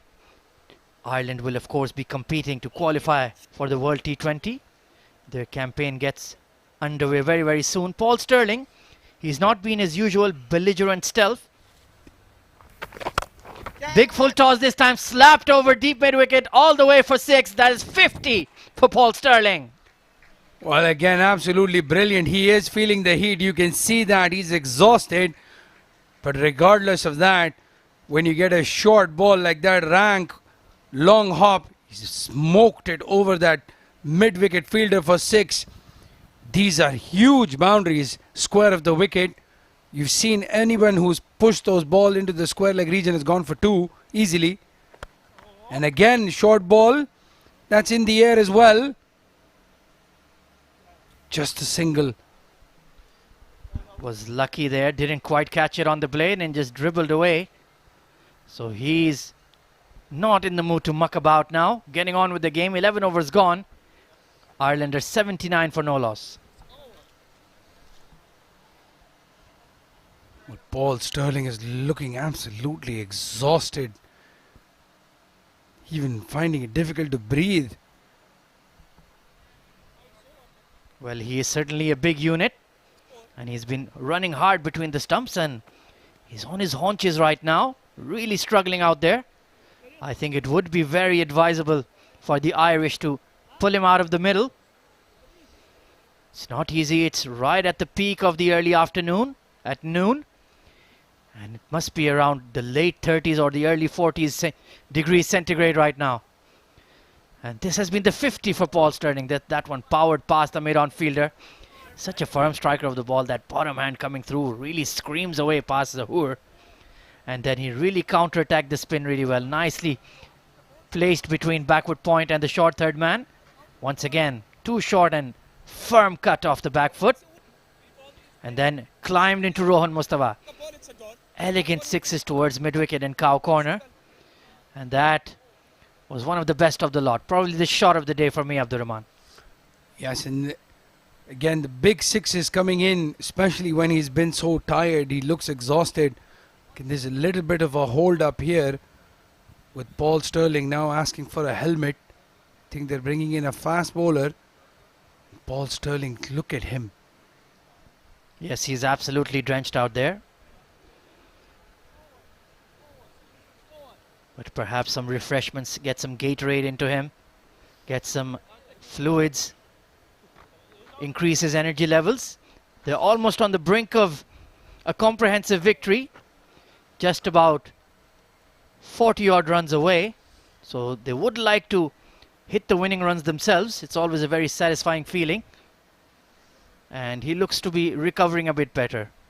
We are your commentators, of course. Ahmed Khwaja, Abdurrahman to my left. And we are also stating outside, just for the viewers, we're feeling the heat that the players are feeling. And you can see traffic at its absolute peak here. The weekend is upon us. So everyone getting their work done, dotting their I's and crossing their T's, so to speak. Kevin O'Brien, 24 of 23, has been quite sedate.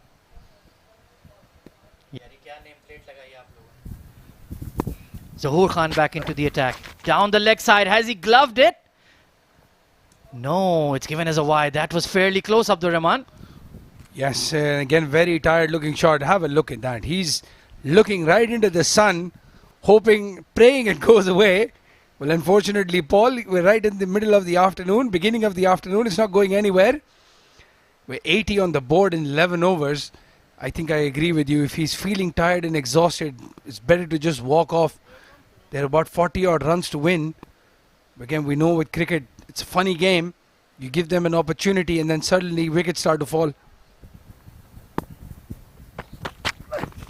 Short ball this time, bowled into the ribs of Sterling. They're challenging him to run through the wickets. That's good thinking by Team UAE, but he's made it fairly safely.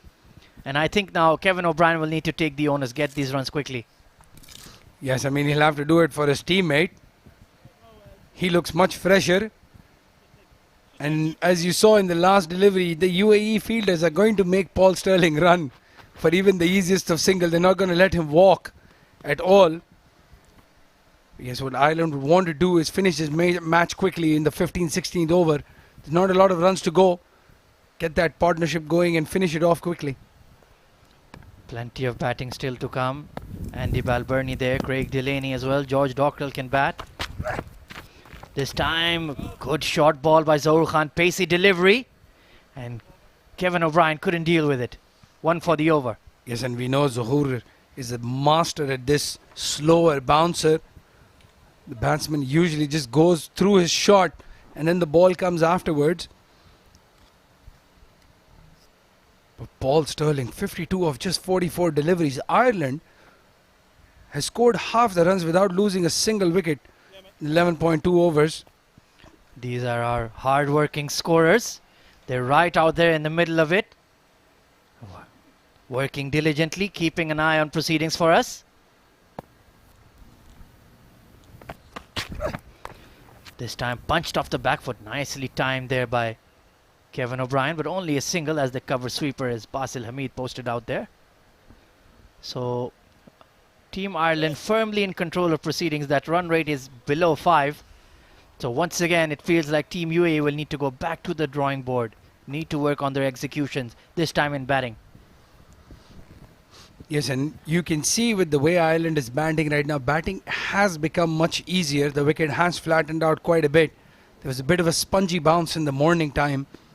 But now it's just so much easier. The ball is coming onto the bat nicely. Length delivery just effortlessly glided down to third man. Sterling looking in complete control. He's a very, very natural timer of the ball. Very, very attacking player. He's played franchise cricket around the world. Has played a lot of his franchise cricket here in the UAE. So he's very used to these conditions. Yes, and he's scored mountains of runs this year. I was thinking that he was one of the best associate batsmen, but now I do remember that Ireland is a test-playing nation. They're not an associate nation anymore. But from a test-playing country's perspective, he scored a lot of runs in the limited over format as well. Absolutely brilliant. This time, once again, that short ball. Once again, the umpire has a word with his compatriot, and it's given as a no ball. And you know what that means, Abdur Rahman? Free hit is coming up. Well, Shiju Sam has checked with his leg umpire, Akbar Ali, to confirm if that ball was over shoulder length. That was the second of the over. You're allowed to bowl only one in a T20 game. So Zahoor Khan, unfortunately, has bowled a no ball. And yes, Kevin O'Brien, he's been a bit slow of the two.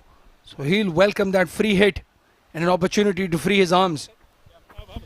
I think if there's a list of top 5 international batters you don't want facing a free hit, he is right up there with them.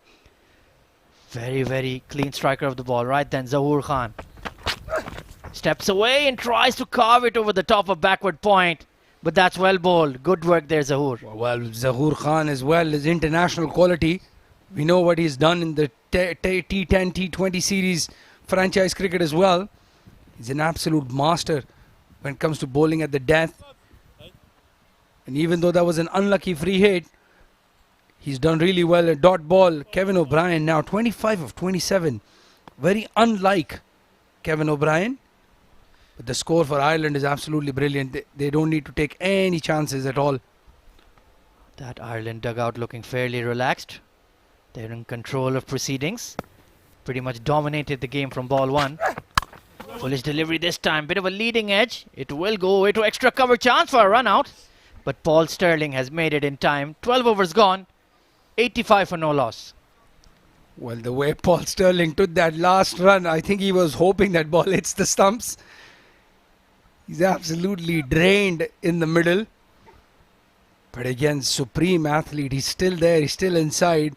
He took Rohan Mustafa for almost 14 runs in that last over. Got to his 50. Still a lot of batting to come. Andrew Balbirnie, Garnet Delaney, George Dockrell. A lot of batting still to come. But I think these two have taken it on them to finish the game. Absolutely. It's always a very good feeling to hit the winning runs. They're only about 39 odd runs away from that. Only 6 extras conceded by UAE, so they've done a good job in that accord. But none of them have proved to be incisive. Sanchez Sharma, Zahoor Khan, Kashif Dawood, all have been tried. The skipper himself, Ahmed Raza, gone for plenty of runs. And once again, he shuffles his pack here. There's going to be another bowler coming in. This time a right arm off spinner. It's going to be Basil Hamid. Will be interesting to see how this works out, Abdurrahman. Well, I think this is just the last roll of the dice from Ahmed Raza. I would have liked to see Sanchez Sharma come into bowl. We've seen him bowl that older ball really well. Zahoor actually bowled a very good last over. So maybe bring in Sanchez Sharma just to give him that extra over in his debut game. Round the wicket to Kevin O'Brien. Works it away to Point, who does well. Good fielding effort there. Need to show positive long body language. Keep working hard. Keep striving. Of course, it is the UAE national team back in action after about 9 months out. This time floated delivery, powered over extra cover into the gap, and is going to go all the way for 4. That man, King Kevin O'Brien, absolutely smashes it. Well, again, just nothing delivery outside off stump. Almost a half volley. He's coming around the wicket, but yes, you have a look at that. That was just a net ball from Basil. He's gone over the cover fielder. That's gone to the boundary in a flash. Absolutely hammered by Kevin O'Brien. 89 runs now for Ireland. Cutting it away. That was a bit risky. That ball was on the stumps. And the way Paul Sterling is suffering out there, he's not going to be looking for any quick singles. It's not been a very fluent innings from Kevin O'Brien, but he's hung around, stuck around. This time he does find the gap, and they will scurry through for a single. Well, a dangerous shot, but nonetheless, no pace, no turn from Basil Hamid. He's not even getting a lot of bounce. We saw the leg spinner Ben White getting a lot of bounce from this end. But Basil, very much a part-time bowler. I'm sure Paul Sterling is going to throw the kitchen sink at anything that he gets in his zone. It's going to be fun to watch. That is our view from the comm box. This time reverse sweep. Straight to the short third man, and there you go, Paul Sterling. Perhaps some relief for him, caught at backward point. And Basil Hamid breaks the opening partnership, 90 for 1. Well, that is a consolation wicket for the UAE because Paul Sterling was looking absolutely exhausted. He was in no mood to stay inside, but what a brilliant knock. 53 of just 45 deliveries. When you're chasing a small total like 120 runs, he scored half the runs. Just have a look at that. He was just hoping if it goes over him, that would have been 4. Just lands in the hands of the short third man fielder. Paul Sterling has to depart. Brilliant innings there. 43, 46 deliveries, 4 sixes, 4 boundaries, beg your pardon, and 2 huge sixes. Strike rate of 115. Ireland 90 for the loss of 1 wicket in 12.5.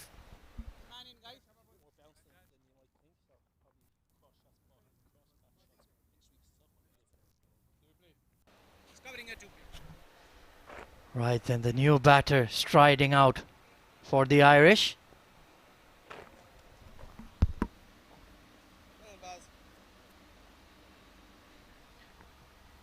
It's the captain himself, Andy Balbirnie, coming out, taking responsibility. A very, very fine batter. He's been in the Ireland side for many years, eventually promoted to the captaincy after William Porterfield had done the job for so long. Has 4 T20 I-50s to his name. Another key player. It's good to see this combination from the Irish. So a wicket there for Basel in his first over. 13 overs gone, 90 for 1. 34 more runs to get, 7 overs, 42 deliveries. So the run rate is not an issue at all for the Irish.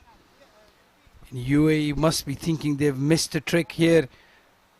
140, 150 on the board would have made this very interesting as a run chase. Indeed, it's been the batting that has failed to deliver twice. First versus Namibia, now today as well. They got quite close in the first opening game of this tournament. Just fell short by 17 odd runs. And you can see the bowling, all of the options have been tried by Ahmed Raza. He has a lot of cards to shuffle through. But only Basel Hamid, 1 for 5, has come through. And the most disappointing would be the captain himself. 9.5 is economy rate. Bowling to 2 right-handers, he needs to do a lot better. Yes, Paul Sterling actually enjoyed facing him. Was very fierce on the cut between third man and point. There you can see more and more teams flying in for the World T20. And if they want to have a net, have a practice, they know where to come. Join us at the ICC Academy ground. World-class facilities, world-class nets, indoor nets. Meanwhile, Sanchit has come back into the attack. So this is a positive bowling change from Ahmed Raza. A good bowling change here now from Ahmed. He saw Zahoor Khan make an impact. He didn't get a wicket, but he was absolutely unplayable. Get Sanchez Sharma that opportunity to bowl on debut, his T20 international debut today. And if he can get a wicket here, if he can get one breakthrough, it'll give him a lot of confidence. There's still a lot of games to come. There are 2 matches against Ireland, a couple of games against PNG as well. So a lot of cricket for the UAE team. Back over length delivery glided towards the point fielder. It'll be a dot ball. Yes, indeed. It's very much their first step on the pathway to reach the ultimate goal of making it to the 2023 ODI World Cup and of course the next World T20.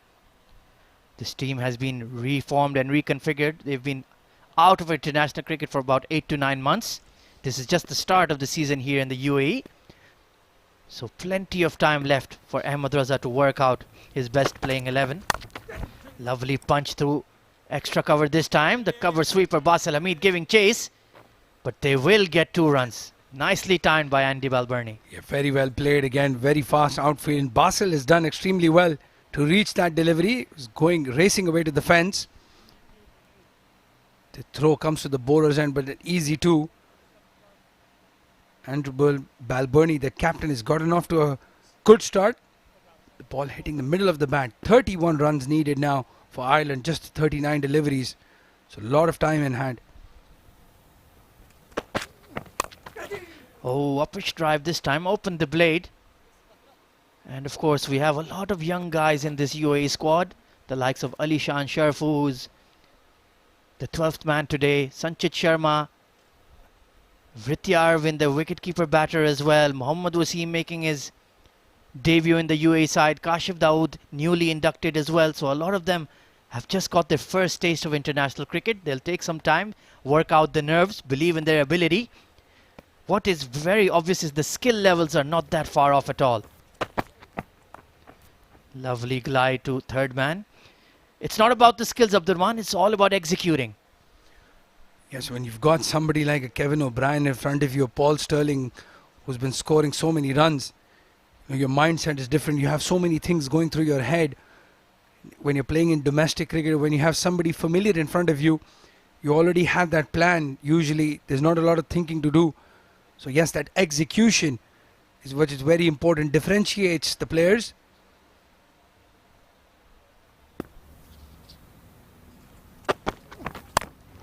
This time hitting the inner half of the bat. Steady over from Sanchit. 14 overs gone. Ireland are 95 for 1. And Ahmed, again, just on that point, I think it's very important for the young guys to realize as well, this is a great opportunity for them to be playing against such high caliber players. We saw David Visa make an impact when he was playing yesterday, when he was playing for Namibia. So we have a look at the broadcaster. He's games being broadcast all around the world. Sony 6 in the Asian countries, India, Pakistan, Bangladesh and Sri Lanka. Crick Life in UAE. Free Sport in the UK. Then obviously that streaming partner, if you're watching on your phone, you can just tune into youtube.com/sportseye, Sony Live app or the Switch TV app. We're coming live from the ICC Academy, the Tafa News Summer T20 Bash. This time once again lofted over extra cover, but the sweeper was a lot squarer. So good adjustment there. It's Sanchez himself out there. And you will see that a lot of these sweepers on the offside and the leg side are very fine. That's because the pitch is at an incline. So the ball, once it goes downhill, it's very hard to catch up to it. But Balbirnie, that classic wide-brimmed hat, reminds of cricket of yesteryears, way before our time, or at least my time. I don't know about you. You might be a senior statesman. Well, the only batsman I remember with that wide brim hat is Richie Richardson. I think he's the one who made it famous. Even in test matches, he's come into bat and face fast bowlers with that floppy hat. Yes! Bowled him! Right through the gate. He beat him in the length, and Basil Hamid has hit the timber. 96 for 2. Well, brilliant delivery. That actually turned as well. Andrew Balbirnie thinking of a part-time bowler, just hoping it will go straight. That turns in and takes the takes the leg stump. Could this be a twist in the tail? 96 for 2 now, Ireland. They still just need 28 runs. But UAE will know if they can take a couple of more wickets here, it could cause a little bit of panic in that batting lineup. That ball, he bowled it quicker and just gripped and turned a bit as well. Very good bowling there by Basil Hamid. 2 wickets to his name, so that'll give him a lot to smile about at the end of the game.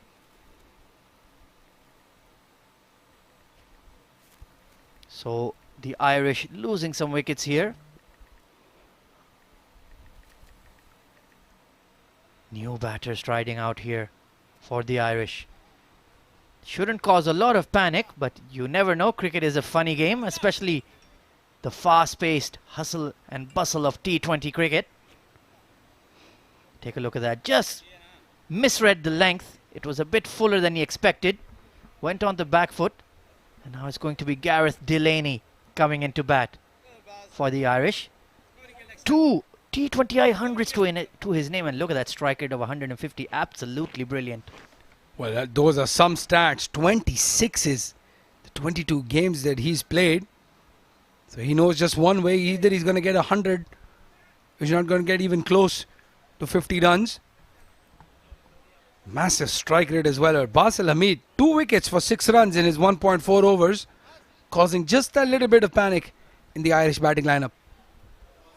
Absolutely. A couple of tight overs here can certainly cause the run rate to skyrocket. And it is very oppressive conditions out there. Quite hot out there in the late 30s. Yes, This time a big stride in, slowed it up. There was a slip in place, nicely bowled. So Gareth Delaney needs to be careful here. Just knock off these final few runs, get 15-20 to your name. 28 required to be precise. This time edged away past the slip. He's giving it a chase. Basil Hamid with that slider. And Delaney will get off the mark with a quick 2. 15 overs gone. The Irish are 98 for 2.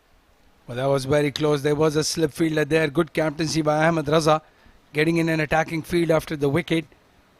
Nonetheless, getting the outside edge, Gareth Delaney, and just takes 2 runs. 98 for 2 in the 15th over now, Ireland.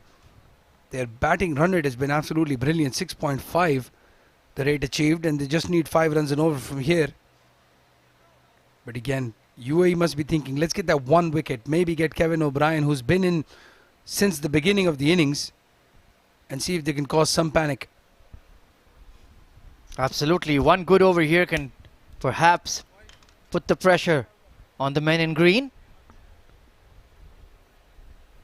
Everyone speeding about here in Dubai. Perhaps rushing to get in for the final 5 overs of this game. Sanchez is going to continue. He's been decent on his international debut. Only 12 runs conceded off his 2 overs. And the long off and an extra cover has been pushed back. Very interesting. So perhaps they're trying to tempt Kevin O'Brien with a slower, fuller delivery. He's very good launching the ball over the offside. Perhaps good work for them. Let's see.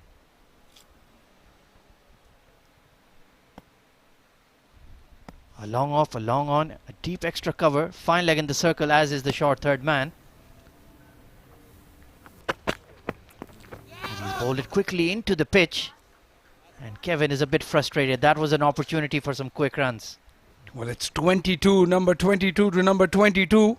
Sanchez Sharma and Kevin O'Brien both wear the number 22, just like me.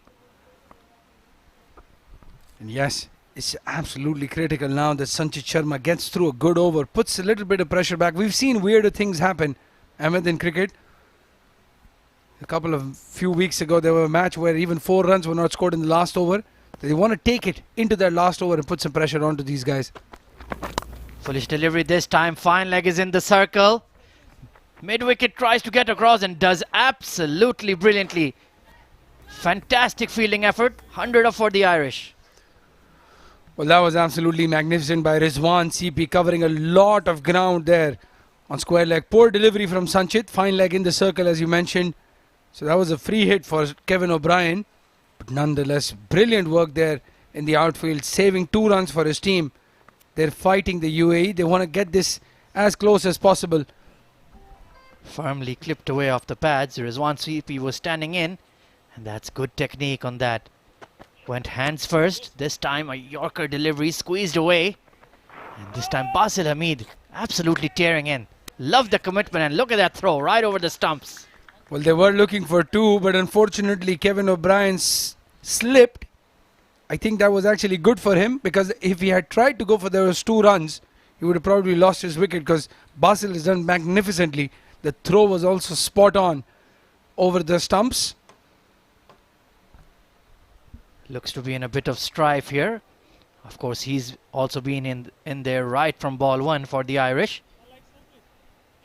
Perhaps feeling the pinch, batting 15 to 16 overs. Running hard between the wickets is not easy at all. He is a big burly lad. Packs one heck of a punch.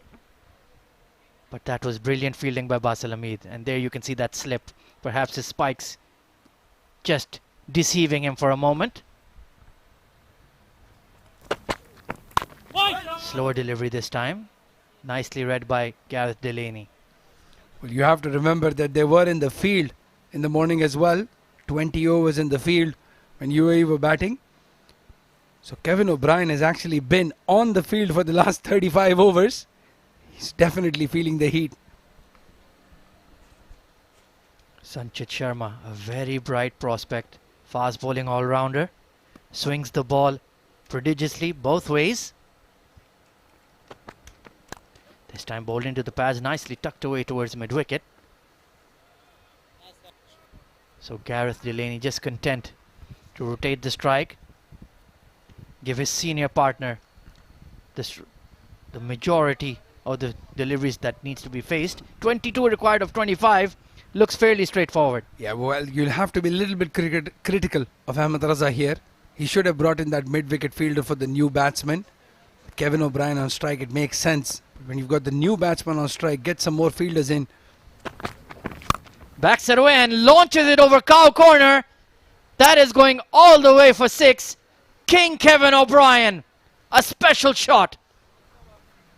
Well, I think you'd have to blame the captain as much as the bowler here. Again, Gareth Delaney getting an easy single, and then Kevin O'Brien getting that leg stump half volley, depositing it over the mid-wicket fielder for a huge 6. You have to understand how big the dimensions are here. Have a look at that. It's absolutely middle that. It's gone into the bushes. So big 6 and a big over in the context of the game, especially in the context of the chase. Now with just 16 runs to get for Ireland. Well, I tell you what, Abdurrahman, whatever the dimensions, that ball was not going to land in a cricket ground. Massive hit. Just a flick of the wrist. That bottom hand coming through. Those massive forearms. He really packs a punch. And when he hits them, they absolutely stay hit. And he's made the move to that opening slot, Kevin O'Brien. He was batting as a lower order hitter, fast bowling all-rounder for most of his career. He's now moved up as an opener, as he's improved his strike rate as well. This time Delaney steps out and nicely cuts this away, giving the strike to Kevin O'Brien, who's nearing his 50 as well, just about 2 hits away. So he'll be looking to notch up yet another T20I 50 to his name.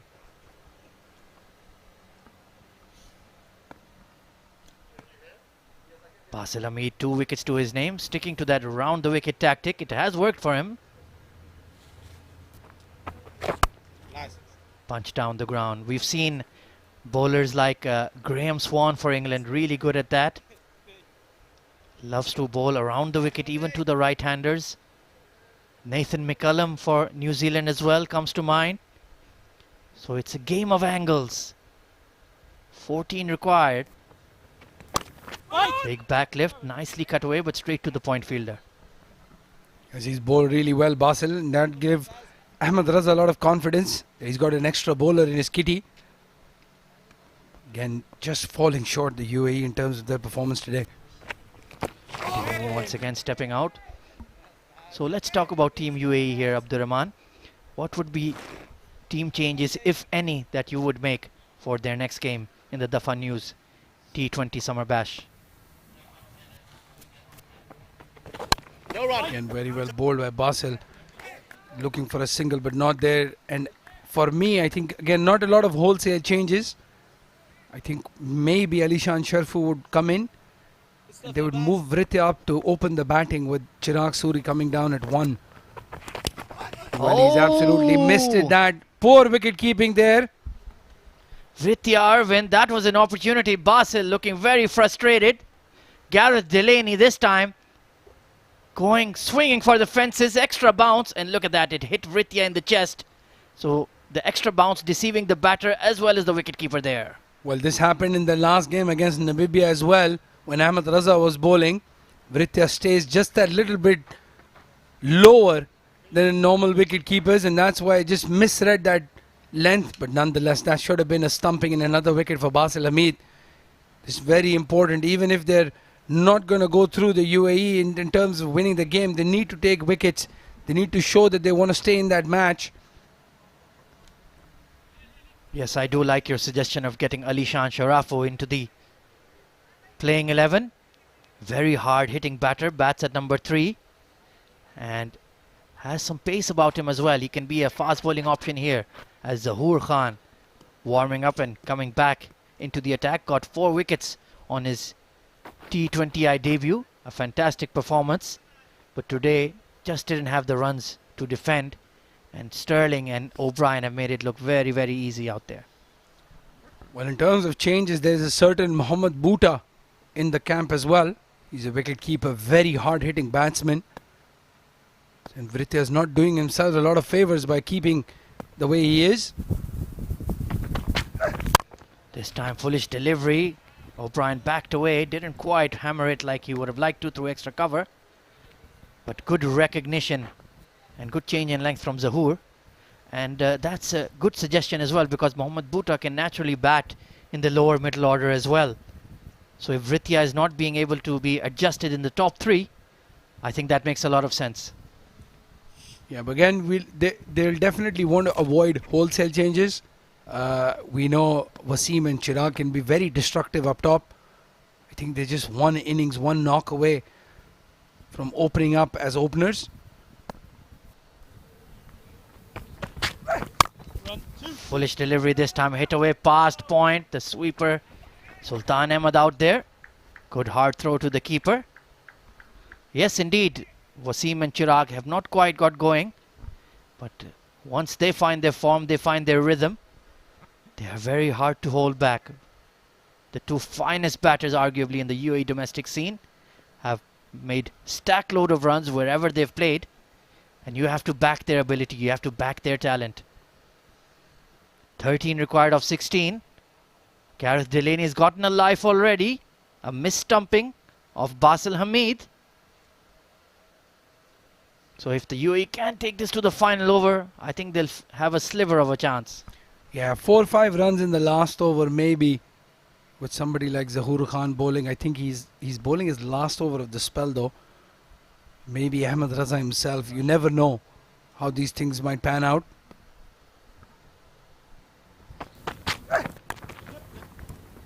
Nicely punched off the front foot by Delaney. He's looked very organized. Natural timer of the ball. Zahoor trying to bowl quick here. He's pitching the ball up. Perhaps trying to tempt them into playing an aggressive shot, but they haven't taken the bait so far. And again, with the new batsman on strike, I think having that fielder in the circle, that fielder on mid-wicket and trying to bowl on his pads would probably be the plan. Because otherwise it's just a very easy single for them. Maybe get that cover fielder up as well. Let him go over the top. Indeed, have a bit of an inside outfield. Fine leg, as you can see, is also nearby. Perhaps that ramp shot could come into play for Kevin O'Brien.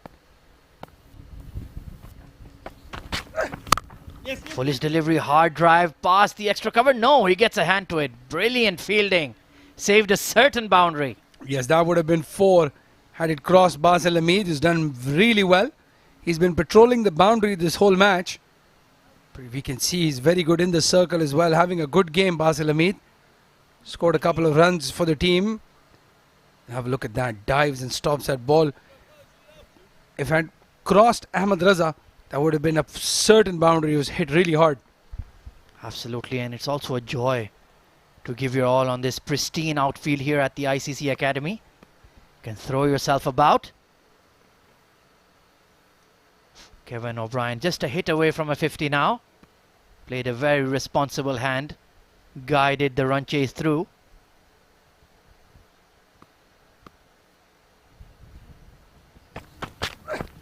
Short ball, tried to slash it over the keeper.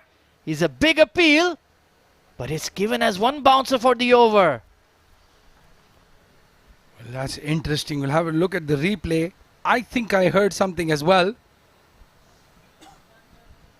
Quick delivery there, quick pacey bouncer there. Delaney trying to uppercut it over the point fielder. Some interested onlookers here watching proceedings. This is of course a T20I international. 11 required of 13. Come on Zahoor, bowl a good delivery here. Let's turn up the heat on the Irish.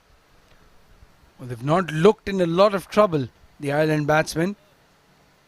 Scoring at about 6.5 runs and over. Just need 11.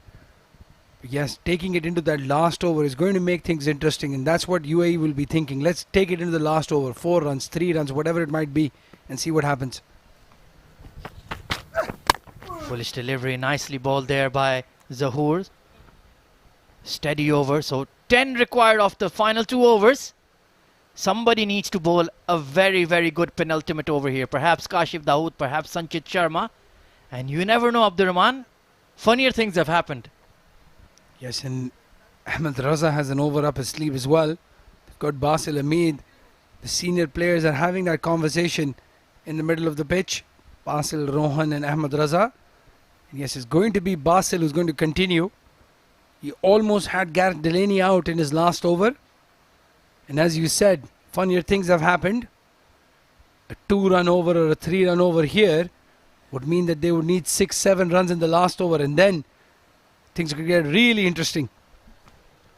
And the most interesting thing of them all would be a super over. Why not? Let's go for it. Really take the Dafa News T20 Bash to a whole nother level. But this man looks very, very relaxed out there. Gareth Delaney. He has the experienced Kevin O'Brien. As long as I've been watching international cricket, one O'Brien brother has definitely been playing for the men in green. A famous cricketing family. Their father was also a top-level cricketer as well. Well, I'm a big fan of Niall O'Brien. I think he was one of the best wicket-keeper batsmen that I've ever seen. Fighter of a character. Nicely cut away this time to the sweeper. So this is very, very interesting. Ahmed Raza has chosen to go with his main man, his leading wicket taker today, Basil Hamid, to bowl the 19th over. He's trying to tempt them into a big shot. And this man can definitely play one of those. We've already seen one huge 6 over cow corner. 46 of 43. This is going to be interesting. Will Kevin O'Brien take the bait? Go downtown? Fun and games out there. Well, he's in his right to tell him to just stay inside, not taking any undue advantages. Down the ground, that is going to go all the way to the long on fielder. There you go. There's the wicket they needed. Another twist. Another dramatic flourish to this match. Kevin O'Brien caught at long on, 46 of 44. A wicket for the UAE. Well, this is going to make the game really excited. Tired looking shot that. He was hoping it would have crossed Rohan Mustafa, the birthday boy. Takes an easy catch. And Kevin O'Brien, brilliant innings. Falls 4 runs short of a very well-deserved 50. Do we have a twist in this tale now? There's still a lot of runs to get. 9 runs to get for the Irish. 9 deliveries to go. And I think Team UAE will take a lot of heart pushing a test nation right to the brink. And you absolutely never know. Another couple of dot deliveries. Panic stations could be manned for the men in green. They have a lot of experience in recent times, playing a lot of international series. But 9 needed of 10, you absolutely never know. If Basil Hamid can keep firing in those quick arm balls into the stumps, produce another wicket here, and most importantly a dot ball, my goodness, this match could be in for a thrilling finish. Yes, even though Ireland has just lost 3 wickets, they still need to run a ball. Well, the new batsman is Curtis Camphor. He bowled absolutely magnificently, and maybe that's why they've sent him up. Doesn't have a very good record with the bat. He's just played that 1 game and scored 3 runs. I guess maybe just take the momentum from the bowling that he did and get them the winning runs as well. Basil Hamid, 3 wickets for 11 runs in 3.2 overs. Just shows maybe UAE has missed a trick with their bowling changes, especially with Ahmed Raza not bowling as well as he should have or could have. Have a look again. Just a straight delivery that. Once again pulling out of his bowling action as Curtis Camphor shaped to play that reverse sweep. Smart thinking here from Basil Hamid, keeping his eye on the batter. We have just 1 fielder on the offside, the short third man. There's no point fielder. This time he's worked it past fine leg, too short, too much time. And Curtis Camphor has perhaps put the final dagger into this run chase. Well, when it's your day, it's your day. When you come into bat, you get that leg side delivery. All you have to do is guide it past that short fine leg fielder for 4 runs. Nothing delivery that. Very well played. And those 4 runs just easing the nerves a little bit for the Irish batsmen now. Foolish delivery, hard punch down the ground this time. And has gone all the way for 4. Curtis Camphor is putting an exclamation mark and finishing this game right on the brink of victory in style. Well, as you said in the first innings, Curtis Camphor finishing this match in a scamper. The dad jokes are still alive, my friend. The dad jokes are still alive. Well, 1 more run to get now for Ireland. Fielders Curtis are coming in then. The scores are level. So Basil Hamid, that gamble didn't quite pay off as Ahmed Raza would have liked. They did get the wicket of Kevin O'Brien. But Curtis Camphor coming in, smacking 2 boundaries, 1 behind the keeper and 1 in front of him.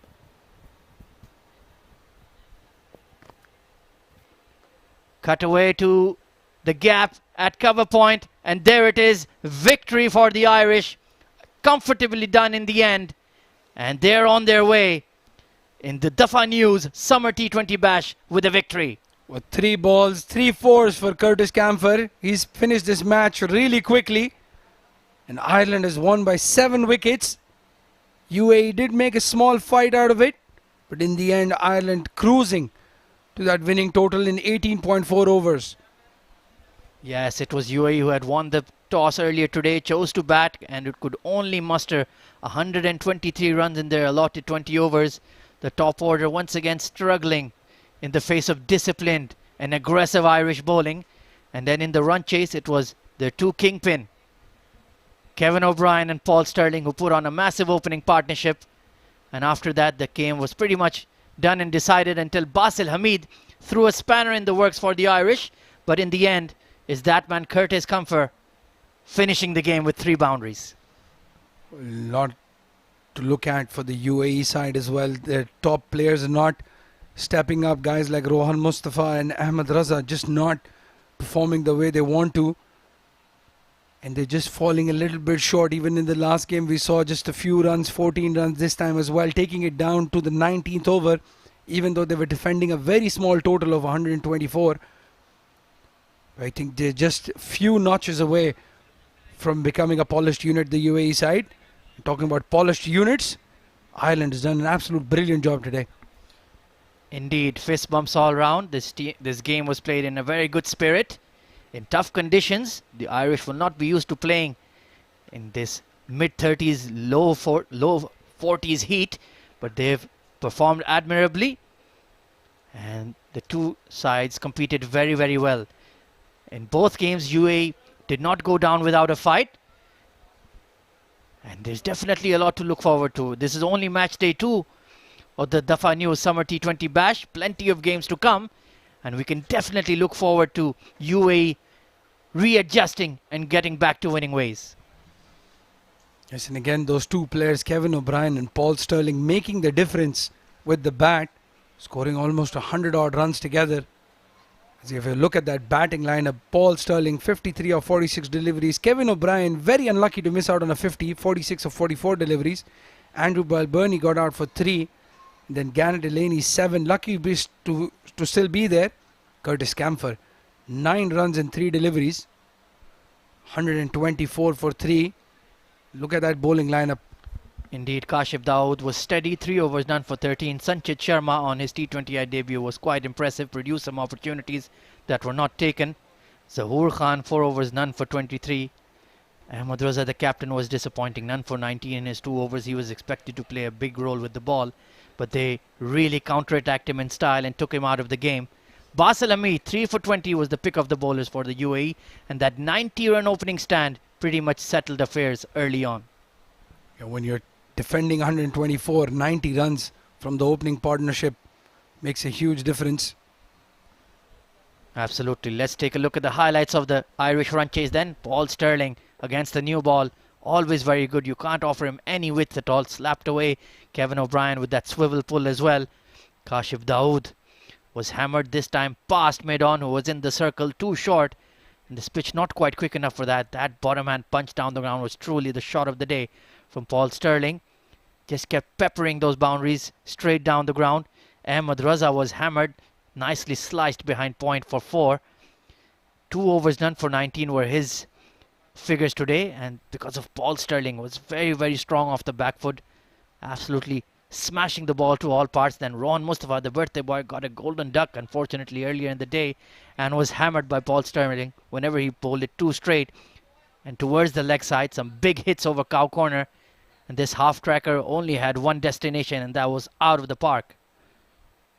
Basil Hamid was then brought into the attack and immediately produced a wicket. Paddled straight to the short third man. Andrew Balbirnie missed a straight one. Sanchez Sharma was launched for a huge 6 right out of the ICC Academy. And then Curtis Camphor came in, struck a few quick, merry boundaries to settle any nerves. And those were the winning runs for the Irish, sealing an emphatic victory by 7 wickets. So Team UAE need to go back to the drawing board, need to recompile.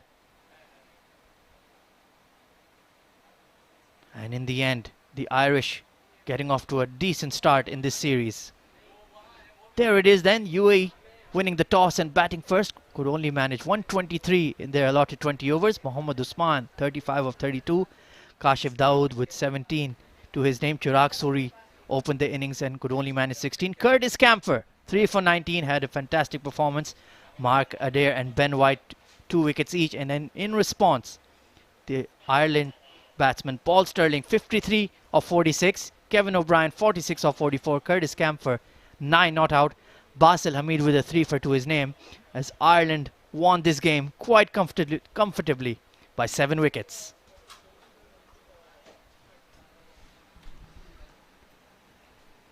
Well, we'll be back tomorrow for 2 matches. The first game will be in the morning, UAE versus Ireland, starting at 9 o'clock in the morning.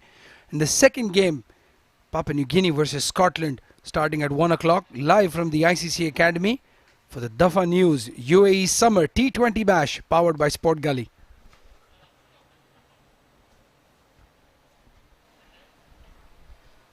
Right then, thank you so much for joining us today as Ireland clinched a 7-wicket victory over Team UAE. Tomorrow, once again, we have a double header on a Super Friday at the Dafa News Summer T20 Bash. Thank you and good afternoon.